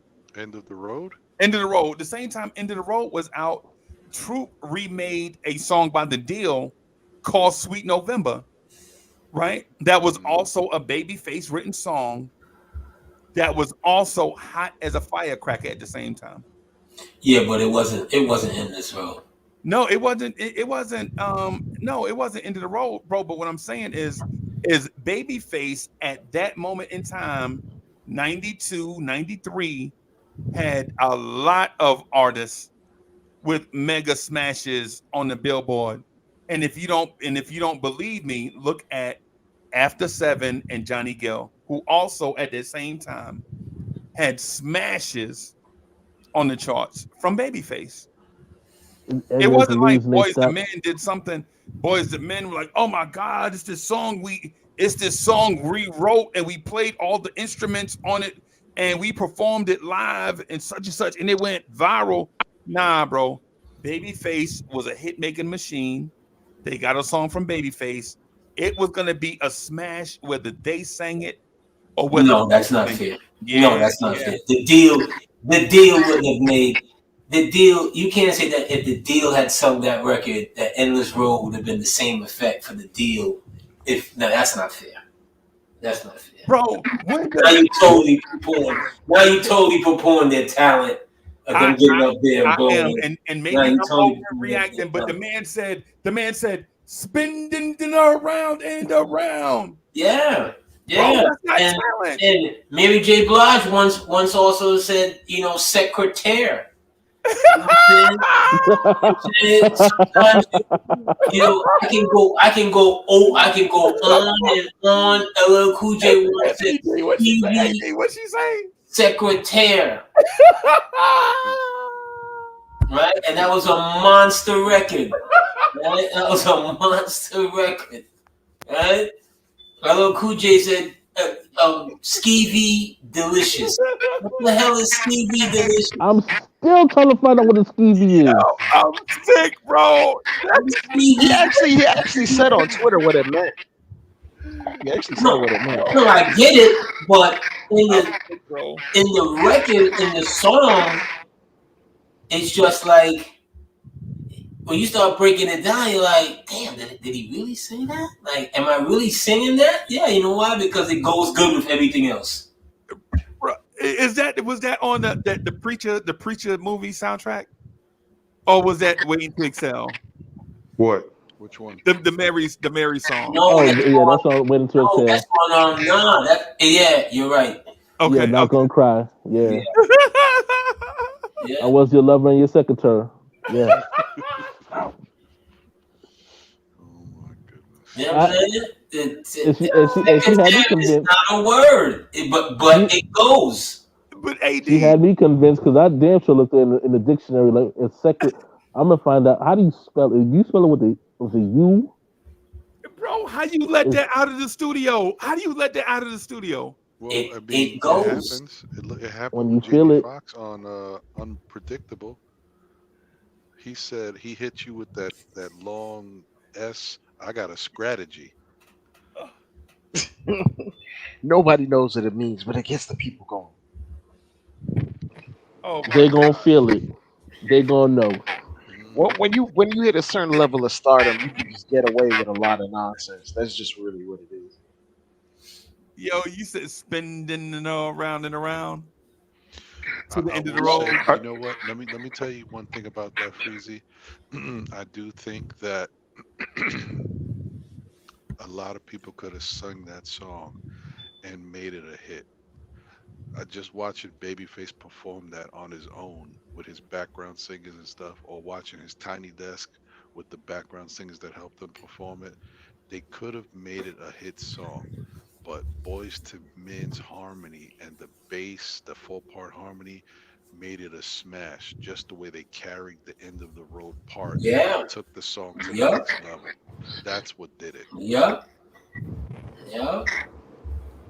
and it did help. It was on the Boomerang soundtrack. And it was on the Boomerang soundtrack. Yeah. It And did. it just left the Boomerang soundtrack because remember that crossed over to pop Um, like in I a don't even. day.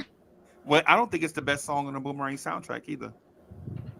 No, it's not the best song on the Boomerang. Nah, not at all. There You Not at Go all. is a monster. And in my opinion, I love There You Go. There you, Nah, that's yo, my absolute favorite one too. Yeah, I think it's the PM Dawn song. I think the PM. I was just about to say, Freezy. I was just about to say, Freezy, die without you, boy. Stop Yeah, playing. yeah. Stop I playing. Jersey I City in the building. Stop also It, playing. like It that's sounds a fact. nice. My That's mic a Yeah, fact sounds right nice, there. but uh, it ain't sound nothing like "There You Go." When there you go is my jam though. yeah, but I I also I kind ain't of gonna like lie. I like the Tony Braxton "Love Should Have Brought You Home." Yeah, then again, I did like "Feels Like Heaven" as well. So I mean, Oh, yeah. feels like heaven. Is that these That's dudes? Kenny Vaughn. Kenny Vaughn and the All Stars. Yeah, Oh, yeah, yeah, yeah. I'm thinking of the wrong "Feels Like Heaven." There's another song called "Feels Like Heaven." I forgot the name of the group. Shoot. That's a monster soundtrack. It's all right. That's an Uh, absolute monster soundtrack. Yeah, it's all right, bro. once again produced by who? Freezy? That you do Jay not give credit Dilla. to anymore. Jay Dilla. Here it goes. Babyface, the Jay Dilla of R&B. You don't give no credit to Babyface. Now, the thing with Jay Dilla though, I troll about Jay Dilla because I think Jay Dilla is all right, but the way y'all love Jay Dilla, bro, I ain't even gonna lie, it make me so jealous, bro. I wish I can love a producer like that, bro. Hand to the man, bro. I wish I could love a producer like that, right? Maybe that's how people feel about us Knicks fans. We love the Knicks so much, and they don't have that affinity for their team. Maybe that's why they be trolling us so much Yeah, because they're so jealous. But you yeah, can, Freezy. You can love a DJ. I mean, it's not a DJ, but a pro- a producer. producer like Jay Dilla. You can. You just gotta open up and just let it in. Just let the music hit your soul. nah, bro. I got rubber band arms, bro. Bro. I love music so much that I try to stretch my arms wide to love everything, bro. I just can't You lock wish you in could on a. hug them all at the same time. Oh, touche, Right. touche. Some Jay Dilla, yeah, yeah, That yeah, was good. yeah. Touche. But Bully sent me a Jay Dilla song, and I know, and shout out to my main man Bully. He might be watching, and he'll probably watch this later. But I think sometimes when we be in our love affair with like a certain group, a certain artist, I think we send the most extreme example sometimes, and I think sometimes it just pushes people off. Like he sent me a song and it didn't have no words or nothing on it, and I was like, man, this shit is trash. Yeah, And I think it might it's have like been when you put people on the music, you don't put them on to like the level 20 version of, of the music that you love of him. Like right. you gotta start with it and acquire it. You gotta make it an acquired taste. And once it's already acquired, then you lean onto the more niche, extreme versions of that same artist or whatever you're putting someone on to. Right. And I Right. mean, you're a hip hop historian, so you probably know a ton anyway. So Yeah, man. I just my okay. So I'll end it right here, and I won't say no more about Boys the Men until next time, right? But I think there are so many groups that get slept on, man, that we just automatically push Boys to Men and other groups to the front of the line. That there are so many groups, bro, that get left out. That man, I feel like it's not fair. Like Atlantic Star, Midnight Star, Club Nouveau, Slave, Brick, Tavares. I mean, there are so many different. The Four Tops. You think the problem is the way that they transition the music itself? Because, and I'll give you a prime example, and I'll even use, what I'm saying, one that's close near to dear to you. Cool and the Gang was a funk band Yeah, prior to them having a lead singer that turned them into an R&B group kinda, or R&B band. kinda. Well, they were making the transition first, and that's the reason why they hired James Taylor.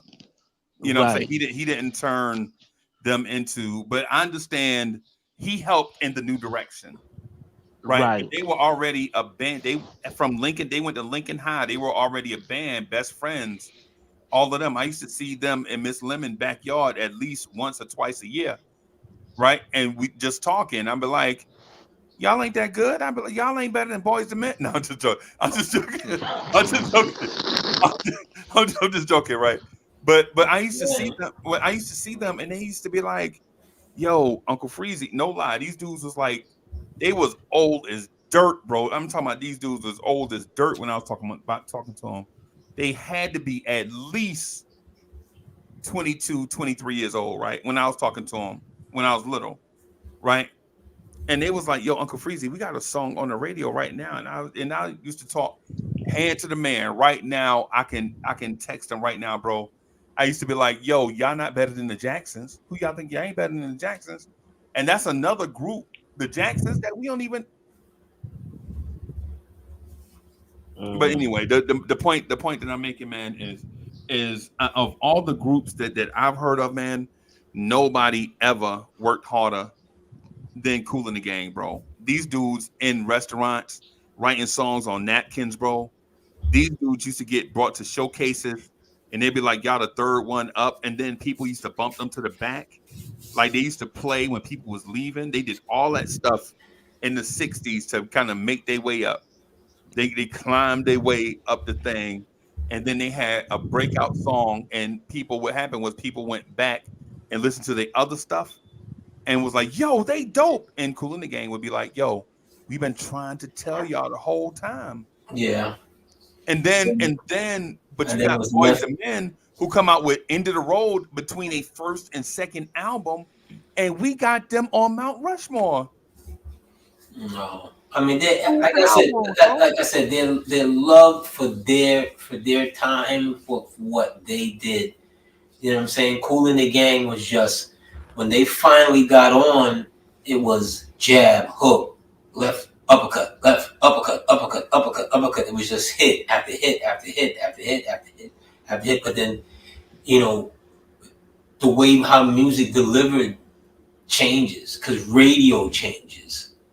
Right. And although Cool in the Gang did get a top 40, with Joanna, Joanna kind of, took them to another level as well. Yeah. Music changes because those formats and stuff change. Right. You see what I'm saying? And then when hip hop comes in, boom, everything from the 80s basically is dead. Right. It wasn't just Cool in the Gang at that same time. It was also Confunction. Y'all remember the group Confunction? It was Yeah, also Left Yeah, Fade. Confunction. It was also yeah. Earth, Wind, and Fire that went You, from um you, um you they couldn't tell me that Angela and Renee wasn't going to be big forever. forever. M Toomey, remember M Toomey? You couldn't tell me that Untoomey wasn't going to be big Yep. forever. Patrice Russian. Y'all remember Patrice Russian? Mhm. No. I'm a Patrice Russian Forget was me nots. yeah, Patrice Russian was basically Mary J. Blige before Mary J. Blige, right? Mm-hmm. Shannon. I Yep. mean, Let the I mean, music play. yeah, yeah. Oh boy, brother, what's good, man? Salute, family. How are you? Hey, Bro, oh, you came in here to talk that noise, bro. BLD. No, What I'm up, not. Salute?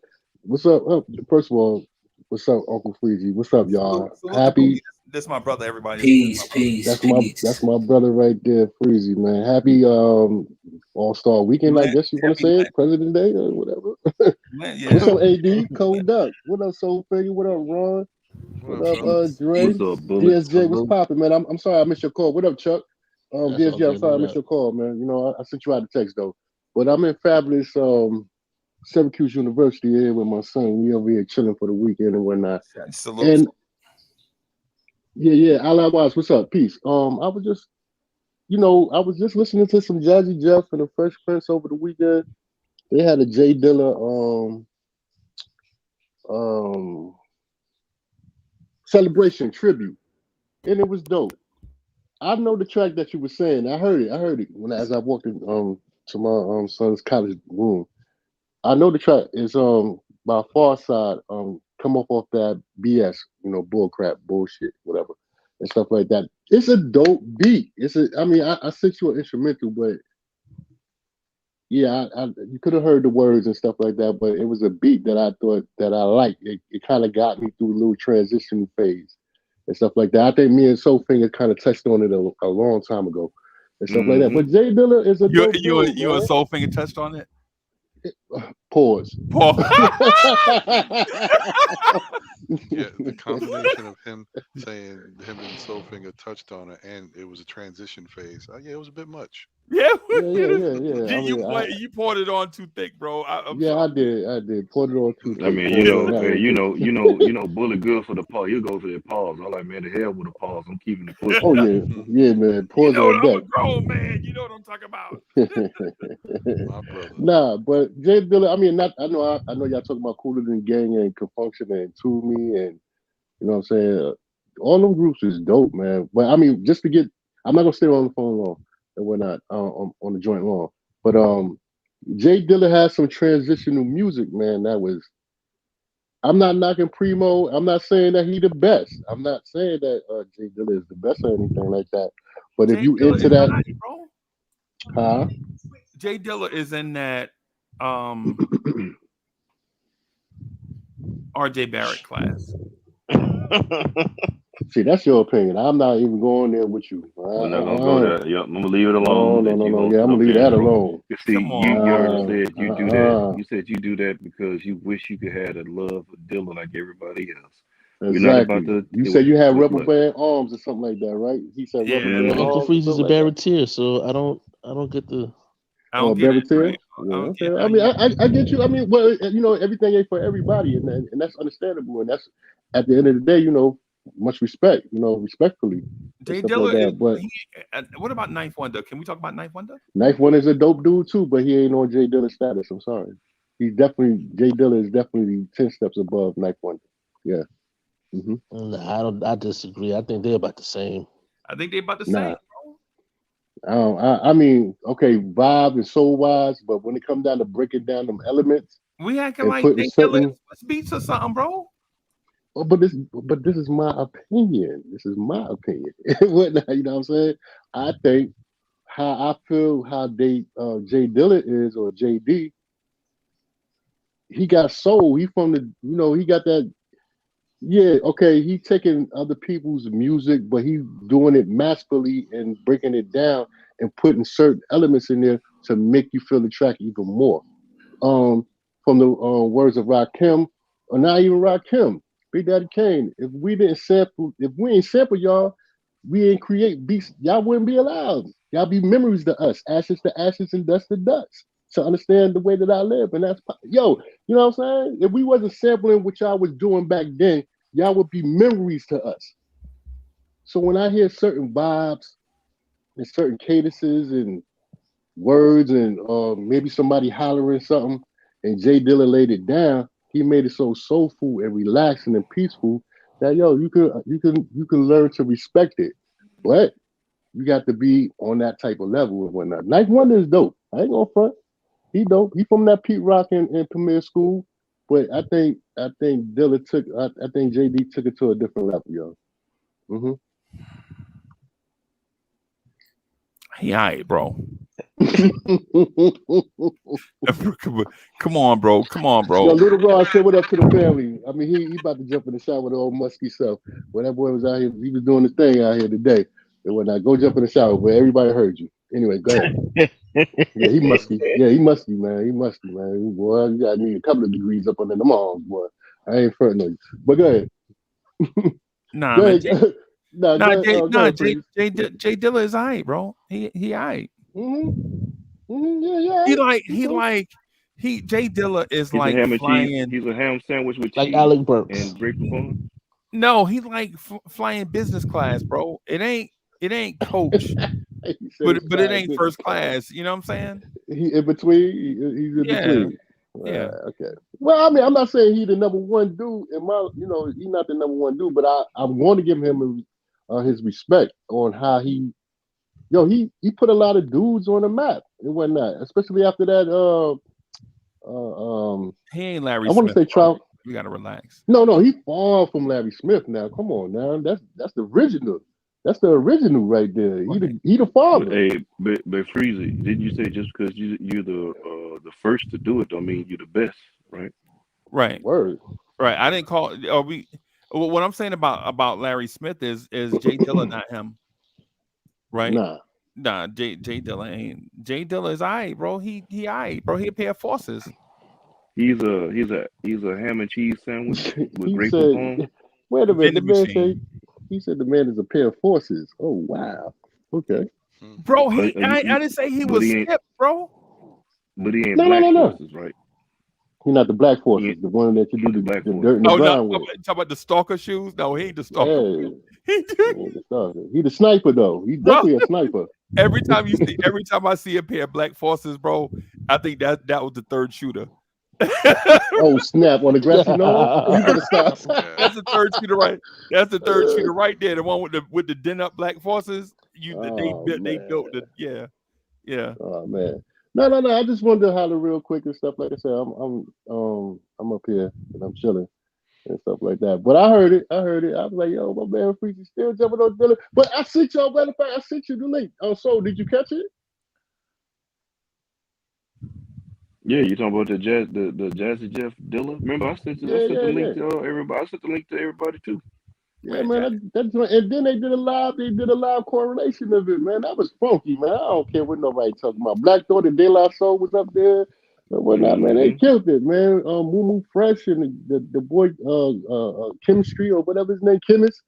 right. Yeah, man, it was nice, And man. Jazzy Jeff, I Oh man, okay, I gotta get off the phone, man. I'm about to eat me some Jersey Mike's real quick, some man. pasta. Oh, okay. Nah, Jersey Mike's good, man. Jersey Mike's is No, I banging. thought you were going to get you some macaroni. So Rockabilly, nah, that's when I get Macaroni. back. That's when I get back to NYC, man. Oh, okay. Yeah. And You gonna whatnot. roll? Wait, that's right. Oh yeah, you gonna get back to myself. I say you about to slide. I get you some of that Virginia ham. Bully. Hey, Sophie, you wild. yeah, Sophie yeah, is you a wild, wild.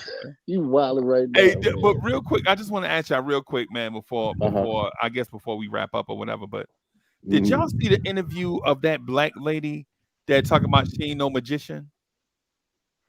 Oh, That's Sukihana. that's Suki. That's Suki. Yeah, that's that Suki Hana. Yeah, I couldn't Yeah, Who even when I that? saw who it was. I heard that the girl said, "Well, because you're a musician."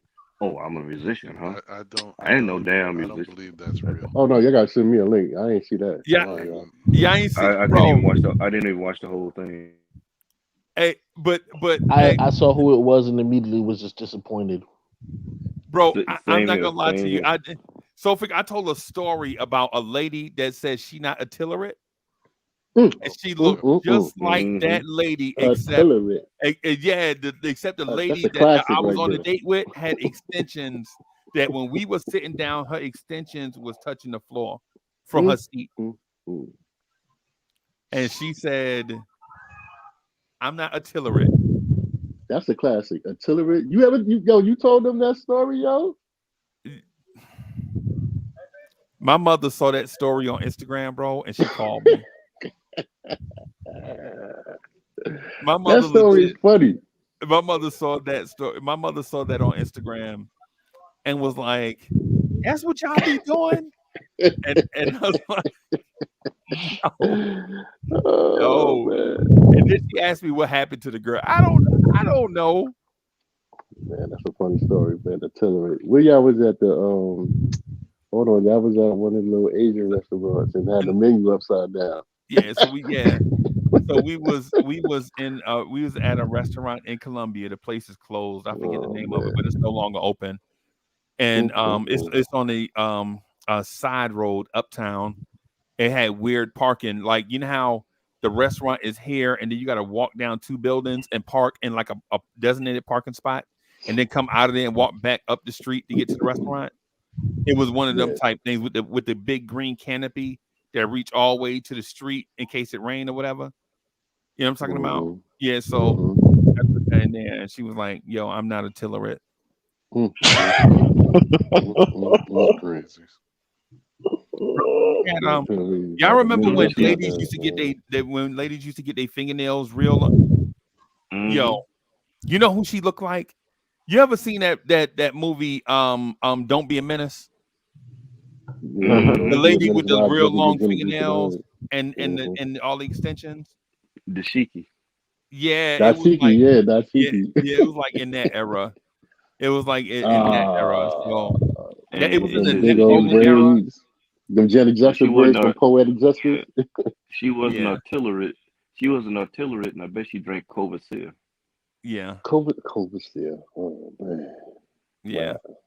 wow, wow. Yo, but DSJ, real quick, since I got everybody here, my cousin told me I need to tell y'all one more joint. I was like, nah, I ain't gonna never do that no more, right? And he was like, nah, you gotta do it one more time.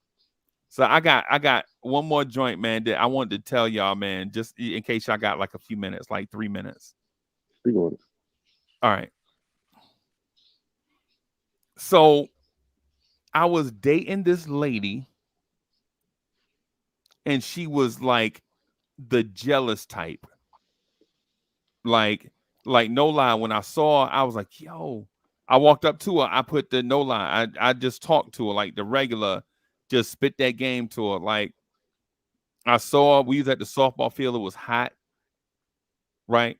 It was hot, whatever. I saw, and all the dudes was walking by her. She had an attitude with everybody. Nobody talked to her. I asked my cousin, I was like, cousin, why nobody trying to highlight her? She fine.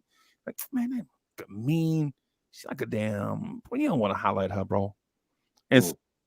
anyway, I go over there and I holler. I'm just like, hey, listen, I was over there picking flowers and I saw you over here. And she was like, well, if you was picking flowers over there, why you over here? And I'm picking you. Right. This is like the little stuff that you say to the ladies to put to get their guard down, right? Saying these little things to her. She tried to blow me off. Before we leave, though, she's sitting on my lap at the softball game, whatever. We wind up dating, right? We wind up dating. But every time like we go somewhere, she'll be like, yo, I saw you over there talking to that lady. Who was that? That's my grandma. Right? Or we'll go somewhere and I'll be talking to a lady and like, yo, coming up with an attitude, like talking to my auntie all crazy out the neck. I'm like, yo, this is my auntie. And she was like, oh, I'm sorry. And then introduce her like she gonna be part of the family. Right? Mm. Always had an attitude, like always had like this attitude or whatever. So every time we go somewhere, it's like this drama and stuff. And so I get to a point, I got stuff going on in my life. Like my father is sick, he in bad health. And you know what I'm saying? I was broke, bouncing from job to job, trying to find my way.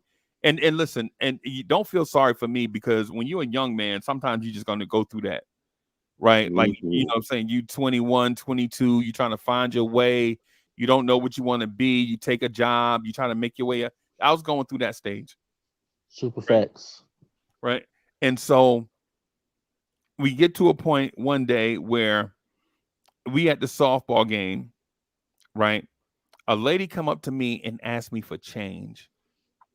And I looked at the lady in the eyes. I'm like, good goodness, girl. You ain't got to pay for nothing. You know what I'm saying? What you need change for? You ain't got to pay for nothing. I mess around and say that to her, and Sherry hit us, right?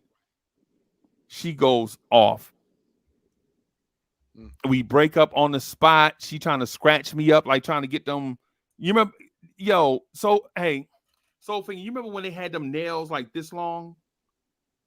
Where everybody had them fingernails like Coco or whatever. She trying to scratch me. She throwing rocks at my cousin car.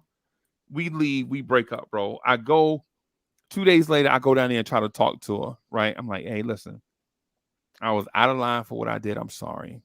She's like, no, man. Nah, no, we ain't going no further. Nah, no, whatever. So I'm depressed. I broke up with my girl, even though, yo, y'all ever heard that Jimmy Cozier song? I think I love her not. Mhm. Yep. Mm-hmm. The Jimmy Mhm. Cozier song where he dating the crazy chick. Mhm. So we break up The for way good, the right? I come back wind home. I'm Mhm. sad. made Yeah, I'm That's so it. yeah, yeah. So I think I love her. I think I love her. That whatever, Mm-hmm. right? And so I leave, and I come back. Like I leave, I'm gone for like 6 months, right? And then I come back. I got a new girl from the Bahamas. I mean, a sweet little thin chocolate thing, bro. If the wind blow, it'll take her away, right? And so I'm on the porch. Now I'll never forget this as long as I live, bro. I'm on the porch at my grandma's house, and I hear this car flying down the road, vroom, right? And it slam on brakes. It's her. She sees me and this new chocolate girl. The lady I'm with, she couldn't have been no more than 120 pounds, bro. Like 5'5", like 120. Sweet little chocolate thing and a beautiful person, right? She found me. It was like she was the bounce back relationship chick, right? Just got out of a stupid relationship with this lady, and she found me and kind of trying to rehabilitate somebody who really didn't deserve to be rehabilitated. She just stayed with me. I talked to a man, and you know what I'm saying? We ate together and cried together and watched movies together. And she was like my friend first, and then wound up being more than that, right? The lady, Sherry, she drove, man, slammed her brakes, came back down, left the car in the middle of the road running, walked down my grandma's driveway cursing. Like, who the F is this B? Right? And my grandmother is like, oh no, you ain't coming in my yard with that nonsense. And she is like trying to apologize to my grandma, but she is trying to get to this lady that's standing by me, right? The lady standing by me just grabbed my hand, like, she gonna do something to us. Like, she ain't really want to fight. She'll fight, but she ain't really that type, right? That's, you know what I'm saying, down for the, whatever. She stepped behind me and it's like, who was that? Who was that? So Sherry comes up and she trying to scratch at the lady behind me. Mind you, she broke up with me, right? She broke up with me, trying to scratch me up. I was gone for 6 months. She see me with another lady and she flip out and lose her mind. Mm. And I wish I could say, you know what? Your main man, Uncle Freezy, put that thing on. You know what I'm saying? The throw thing, I ain't gotta. Nah, it wasn't that. That bitch was crazy when I met her. You know what I'm saying? And so she's trying to scratch at and the lady behind me, little sweet chocolate thing, bro. Man, I love her, bro. Just she was like, What's wrong with you? This is my man. And the more she say that, the more Sherry going crazy, right? So finally, my grandma and my auntie and them come out and like, get out of here before we call the law. And so she leaves, she get in her car, and she burned rubber up the street, right? The whole time we there, DSJ, the whole time we there, right? She is driving her car as fast as she can up the street, turn around, come back, past the house, flying, just crazy, right? So the chocolate lady is so mad. I don't want to say her name because it'll make some people laugh. But the chocolate lady from the Bahamas, right? She is so nervous. She wake me up in the middle of the night and say, "Let's leave before the loony bone come back." Right down south, when people crazy, they call you loony bone. I don't know if y'all ever heard that before or not, but Mm-hmm. so we leave. Right, we leave. My aunt call me at home. Like I leave like 2 o'clock in the morning. I don't tell nobody we left. We just leave. My aunt called me 9 o'clock in the morning the same day, talking about she is in the yard racing her engine.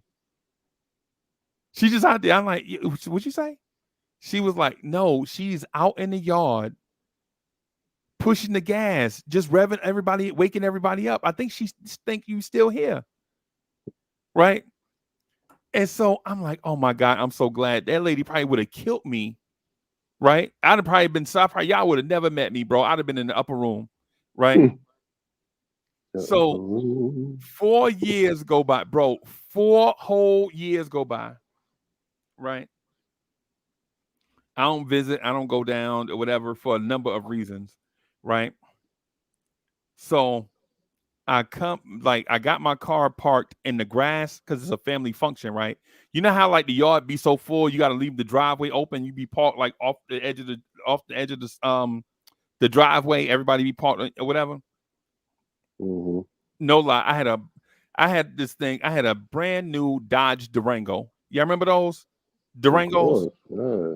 I had a brand new Dodge Durango, right? It was a red color Durango, right? This lady here, no, my cousin, I'll say his name. I don't care. My cousin Buki, right? My cousin is like, hey, cuz I'm gonna go down the road and get some. Like, bro, don't do that, man. I got a baby in here, man. Don't do that, man. So this fool go to the store where all of them hang out at, right? And tell her I'm in town. Mm-hmm. You know what she do? She walk out the stuff without paying for her stuff, get in her car, and come down and park in my grandma yard so hard trying to impress me. Right. Y'all ever heard of like the butterfly doors? And the butterfly, you open your door and they flip up like this. Y'all remember Mm. that? The but Suicide doors. yeah. Mm-hmm. The lady was so busy trying to impress me or trying to make everybody think she better without me. She put them doors on her car and she buys a stick shift with the suicide doors on it, right? I hey, see where it going. Okay. hey, so she bust a Tokyo drift turn into my grandma yard, right? And she see me and the lady from the Bahamas on the porch, and we holding a baby girl, like our baby girl. I guess she about 30 now, whatever it is, she however old she is, right? We standing there, and she is trying to get out of her car so that she can impress me, right? But the door, it'll open, and then every time she get out, it'll kind of close back. So she fighting the door and trying to hold the clutch and brake and put the thing in. So the car is jerking forward like this, and the door is going up and down like that, bro. Mm-hmm. And I go over there. And she's like, "Get away from me! I don't want to see you." Right? But every time she tried to push the door up, she take her foot off the brake and clutch, and the car is just jerking like this in the thing. No lie, hand to the man, bro. Hand to the man. I had to push her over and get in the driver's seat, put the car in gear, right? Pull an emergency brake on it, pull the door up. And when she gets out the car on the other side, she looks at me and melts down and starts crying. Right. And so I'm like, yo, what's wrong with you? We just had a little, we dated for a little while. The shit was whack. You never trusted me with nothing. We was in a trash relationship. We broke up. I moved on. There she go. Little Bahama model chick. You know what I'm saying? She in school working on her master's degree. We like 23. Bro, we like 23 years old. I don't even know what a master's degree is. I'm like, do I call you master after you graduate?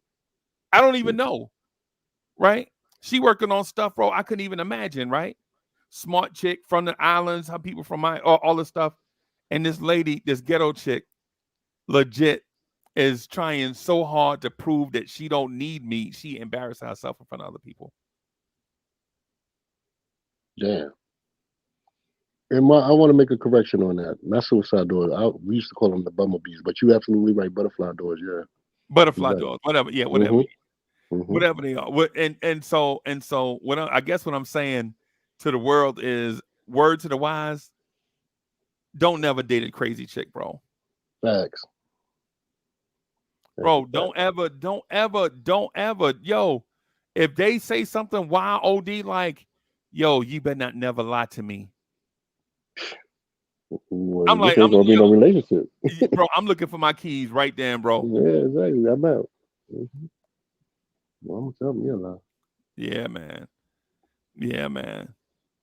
Well, The not. I moral, mean, not now, but back then, yeah. yeah, moral of the story. If they say something crazy like, "Oh, if we get married, we married forever." Yo, where my keys at? If they say something like, "We should get matching tattoos." Nah, nah. That's some college shit. Leaving high school, going in college, Yeah, especially if nah, you have, I ain't. especially if you had a black college, HBCU and whatnot. Yeah.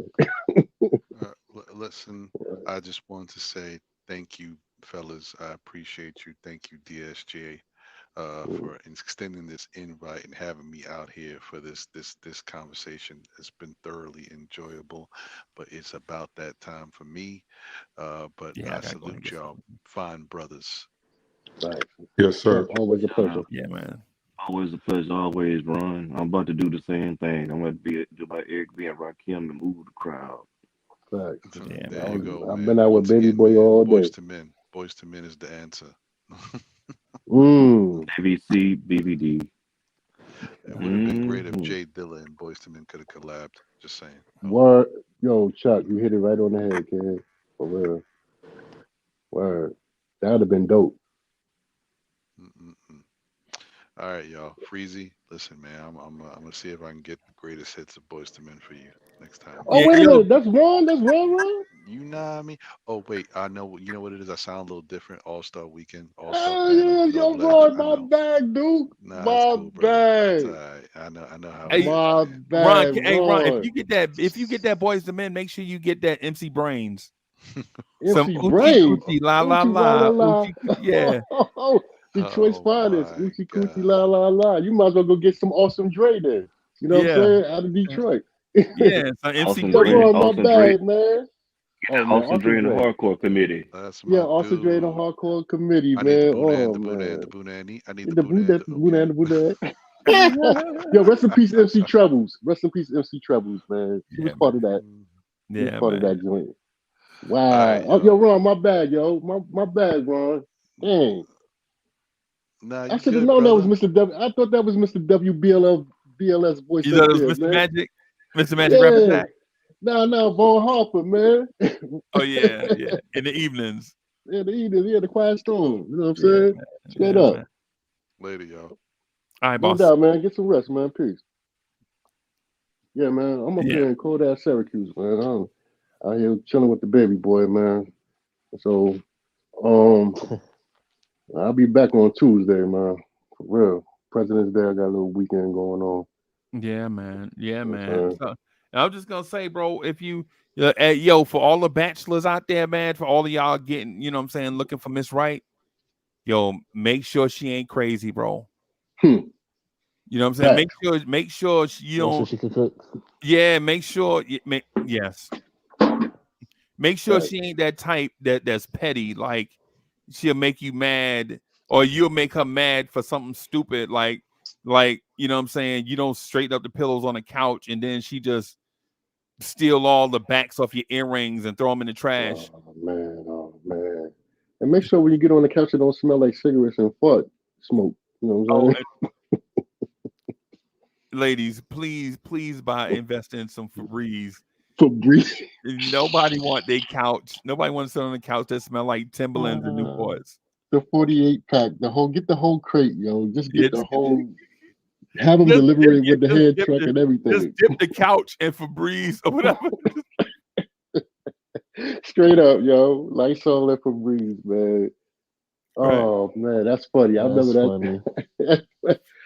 Yo, no, seriously, he right. He right. Because if you did ever go to a shorty house, man, and, I don't want to be naming specific places and stuff, but, she got wild brothers and, you know what I'm saying? all they do is lay around all day. It do smell like Timberlands, weed smoke, and Newports, And man. PlayStation, yeah, Yeah, yeah, PlayStation. You know what I'm yeah, saying? You getting all that ash crust around your body and stuff like that. So when you putting on your Sherlin, and you know what I'm saying, they order just on your odor or on your right, jacket or whatever, your fabric, and now you go home smelling like them cats, and that's not smelling like her, but smelling like them. Nah, right, kid, nah, cipher. Can't right, happen. right. And ladies too. Some advice for the ladies.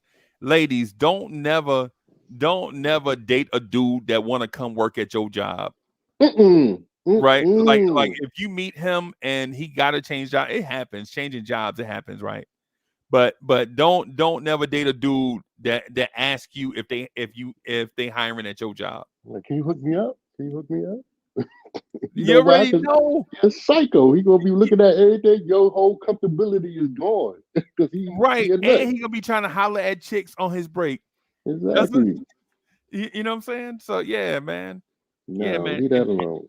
yeah, man, yeah, man, yeah, man.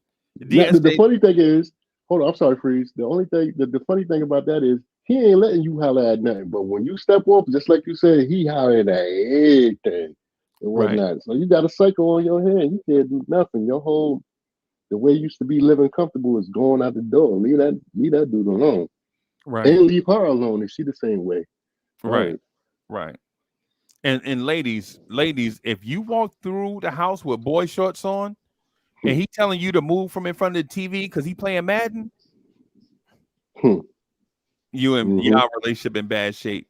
Yeah, going down, going down. Yeah, Because when his best friend come through, he ain't worried about playing Madden. He worried about trying to play with you. right, Like, yo, I'll be right back, son. And then right. next thing you know, I Sasha don't and Ray care, Ray yo. I doing don't care something. if you look like Jill Scott, bro, with boy shorts on. I don't care, bro. You know what I'm saying? You can look like Jill Scott with boy shorts on, bro, or Bruh, whatever. I don't know. If he For don't some stop, reason, I thought that was coming down the pipeline real quick. Remember, yo, you texted me the other day about Taj and Deuce, and when I said I knew Freezy was going to say something about that, and boy, ESP is something crazy. Not ESPN, but ESP and right, whatnot. right.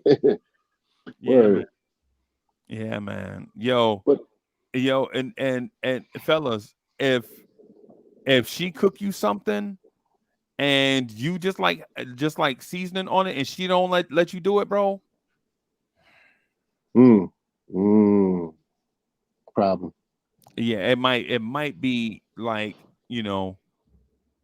a screw loose somewhere. DSJ, before I get out of here, I just want to put you on the spot, bro. You ever encountered like the chick with the screw loose? A few times.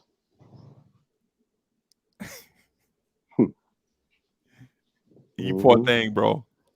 That's all I'm gonna say. Yeah, for They out sure. here. They out here. But man, you got to find the one that you need to be with. That way you ain't got to worry about them screwies. For Yeah. sure. Always good to look. Make sure you still got it. Flirt a little bit, but when you get to a certain age, man, that shit go out the door. Word. All I'm gonna say is you don't want to mess with the ones that get that osmosis energy from like like Osmosis. like the one who her sister is in a bad relationship and she get that Mm-hmm. bad energy through osmosis and bring it home. Mm-hmm. You walk Yeah. in you walk in the house and she talking about I was your lover and your secretary. Oh, oh, oh no. Time Yeah, to go, kid. Your yeah, clothes gonna be in the car on fire. yeah, yeah. The Angela one Bassett, I love you. the one that say y'all ain't dating, y'all just friends, but then she see you talking to a lady and she flip out. Hmm. That's the Bully, you friends that take. That's the friends that take the benefit a little bit too far. right. The ones you be like, the ones you be, no lie. I was dating a lady named Terry. I'll never forget, bro. I was like, Terry, listen, we got to do something. Like, are you my girl or you not? She's like, nah, we just friends. I'm like, hey, yo, every time I come over here, it'd be like, it's like, yeah, it's like Terry. Every you legit don't want me to holler at nobody You don't want me to holler at nobody. You talk to me all the time on the phone, but then when I come over here and you be giving me bully, you remember when you was in school and you used to give the girls like the weird stuff, like you see the girl and you be like, yo, and you be like, Yeah, I remember. I remember.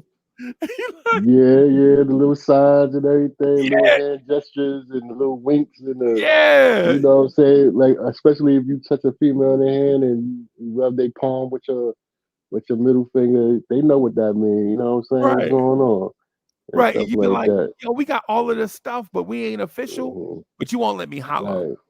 Check yes or check no. Yeah, Yeah. I I mean, was going talking to to the gym Terry, bro. store. Hmm. Bro, I was talking to no lie, I was talking to Terry. I don't know what it is about them chocolate things, bro, but I was talking to Terry, right? And this lady had moved in our area, a lady named Benita. And trust Mm. me, Benita whatever Applebum. whatever come to your mind when you hear the name Benita, Hmm. she was like Betty Boop, bro. Even A in lot that of. even in that big overcoat she used to wear, that big goose in Hmm. the cold, bro. He's like, Hmm. she gonna bust that goose open, bro. She can't even Right. zip it up in the front. Good Lord, she like Betty Boop. Any Benita I know always was a thick chick, Betty and Boop, the addy you. you, Yeah, yeah, bro. She looked like Betty Boop. Betty And Boop, and man. so, bro, no lie, I'm talking to Benita. I'm like, yo, you know what I'm saying? I just gotta keep it, you know what I'm saying, classy, because you know what I'm saying, me and Terry, she like, but Terry be telling people y'all ain't gonna do nothing. Mm, I'm like, but she telling me the same thing, but you know, mm, but and she like, yo, so what you and Terry doing? I'm like, man, we just walking in place. We ain't doing nothing. mm, And then you get back to Terry, you like, Terry, listen, man, you know what I'm saying? I'm trying to holler at Benita, you know, but she like, but yo, what but this thing that we got? Like, what thing that we got? Yeah, mm. Bully, you ain't never had one of them that Yeah, want yeah. everything and nothing at the same time. Of course, man. I was about to say any Benita that I ever met, and I've known quite a few of them, man. They always was thick, pretty, intelligent, but crazy and wild. Yeah. I know a couple of them from the islands and a couple of them from down south when I was living down south. And most of them, they was thicker than a White Castle milkshake, yo. I'm telling you right now. I'm being dead. I'm being dead serious. I'm being dead serious. White Yo, Castle in New they York, be Crystals thicker in the than Midwest. they be Yeah, thicker than man. a peanut butter sandwich, bro. Yeah, They man. be It was thicker than a thick. kindergarten pencil. Yeah, they was You know thick what I'm just saying? like that. Yeah. Facts. They was thick, man, but they always had their intelligence, pretty toes, pretty. I mean, took care of themselves, but they was just a little bit off the edge with their joint and Yeah. stuff like that. You know what I'm saying? But you like that, like as a dude, you like the type of female like that. You would go after that and stuff like that. So yeah, any Bonita I ever met, Betty Boop and all that, yeah, I love that I stuff like could that. never. The timing wasn't right Hmm. for me. Like the timing always been wrong for me and any Bonita. I think I met two of them. I met one in the military, and she used to have BDUs on, bro. And when she walked Oh, DSJ, she had BDUs on, right? And it sounded like porn when she walked by, bro. mm, Mm. mm. And Yes, you can Lord. imagine when she That's the had her. pants. Is that the pants? I don't know, bro. It might have been just my imagination, bro. Running away Okay, with me. once again, Might, ran you away know what I'm saying? with Might have me. been. Might have been. Okay, Might got have you, been. got you, got you, got you, got you. But DSJ, she used to, bro, when we used to do PT in the morning, and she used to come by, with them PTs on. Mm. Yes, it's hard. It's hard to hide them reactions out of your shorts. Mm. Boing. Yeah, Let me bro, find out. bro, What's that? bro. And the timing wasn't right for her too. Me and her was the same age. We had the same MOS, and it's like she was dating a dude, and I was like, with a chick, we weren't really doing that, walking in place. You know what I'm saying? We ain't really, we just, you know.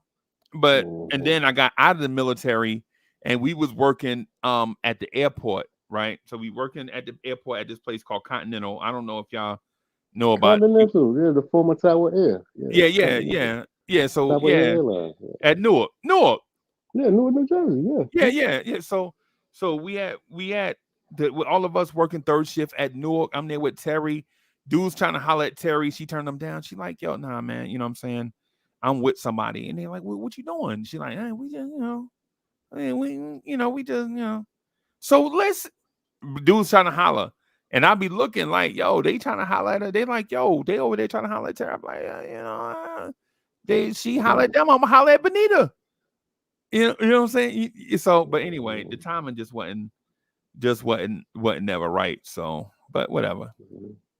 Whatever. Remember, when you say Bonita, not Bonita, I mean, not just Bonita Applebum, but if you go back to House Ah, Party, Bonita when Applebum. Bonita Applebum, and then when you go back to House Party, when God rest his soul, Robin Harris walked in the door, and he was looking for a kid. He ran into the little what's his name? Oh man, I forgot the dude name. You're like, yo, pops, once you go home and whatnot. He said, once you go home, you old test tube baby. Yeah, I know And you're talking about. the Yeah. girl that he was dancing with was Bonita, and all them Bonitas look the same. God dog away. Ooh. Go back and check the references, man. And whatnot. The girl name was Bonita. Matter of fact, she's a good. Her real name is something something Lisa something, and she's on YouTube now. The same way she looked back in her real name is Lisa something something Coverfield or something like that. I can't Okay. don't quote me on it, but the same way she looked back, the same way she looked in House Party the movie, she got dreads now, but she is a sexier looking woman to this day. And whatnot, she looked the same way. I forgot the dude name. He said, my name is Malcolm something. He said, well, once you go home, you old test tube baby. And he I was know. Yeah, I dancing know. with the girl Yeah, so yeah, fine. yeah. Yeah, she be on YouTube all the time. I just can't think of her name and whatnot right I'll now. find it. I'll find it. Yeah, yeah, yeah.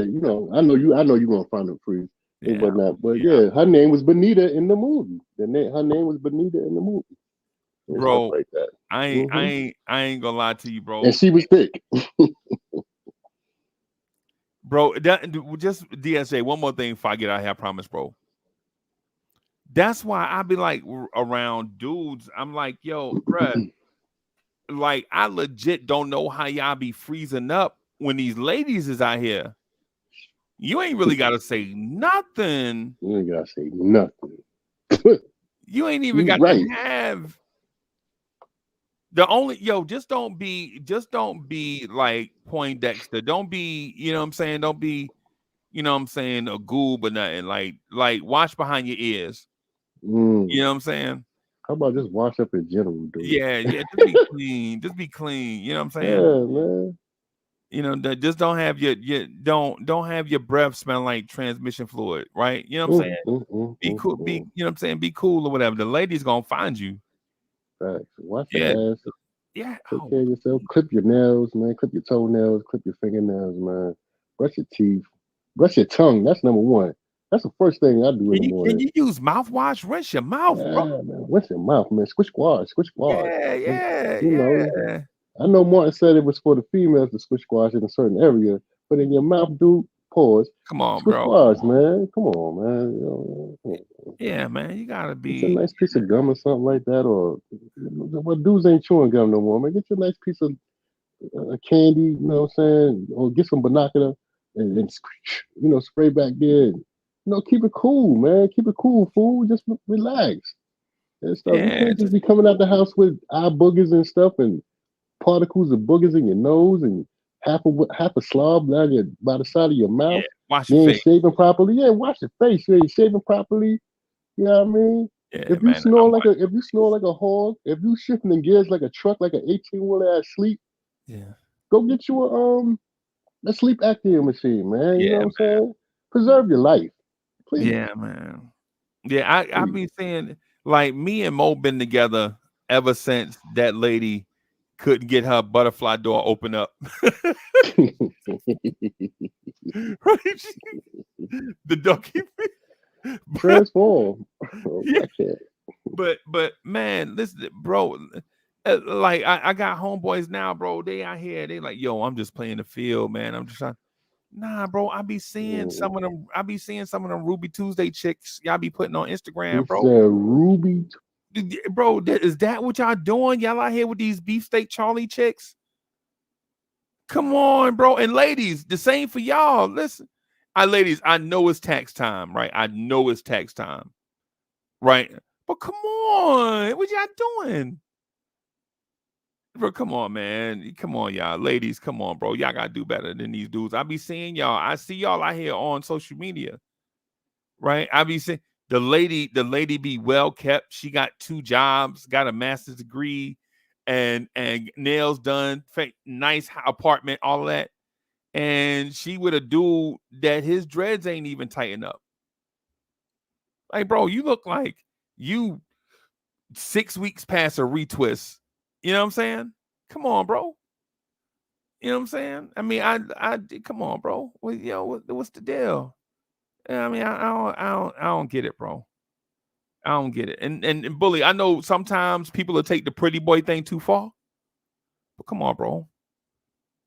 You ain't got to be a pretty boy. You ain't got to be fly like Bully, but you can try though.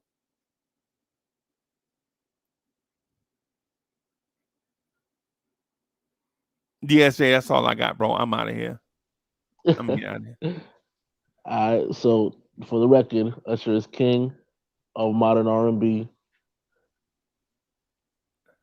Confessions is probably his best album to date, Yeah. and maybe Hood Goddess will beat him out one day. Possibly. Bro, who you say? Who you say? Hood Goddess. Oh, Hood Goddess is a dope song. I like that song. But Yeah, who's the king? Usher. Usher. Usher is the king Usher, yeah. of R&B. Yep. Oh man, yeah, okay. Oh yeah, I definitely came late on this one, but I'm gonna leave it alone. Yeah, man. Yeah, I'll man. leave that alone. I'm gonna leave that one alone. Yeah, man. I like Usher though. I like Usher too, bro. Yeah, But just make sure your girl ain't around him when he passing out the Nestle Crunch and Rice Krispies. the Star Crunch. Yeah, the Rice Krispie Well, treats with the hey, hot with the hot rock. y'all should have listened. He warned y'all ahead of time. Don't leave your girl around me. Girl with me. I'm gonna play it for real. For real. After Oh, her baddie. Yeah. Mm-hmm. yeah, yeah, Yeah. yeah, Yeah. I man. don't want my girl to come back with hot pops or hot rocks and Yeah, let me be quiet. Yo, go to bed, man. I know I'm telling you too yeah, grown man. for me to tell you to go to All bed. right, y'all. Thank y'all for Oh my rocking, man. God. We're gonna get out of here, Yeah, y'all. peace, man. Peace All out. right, peace. One.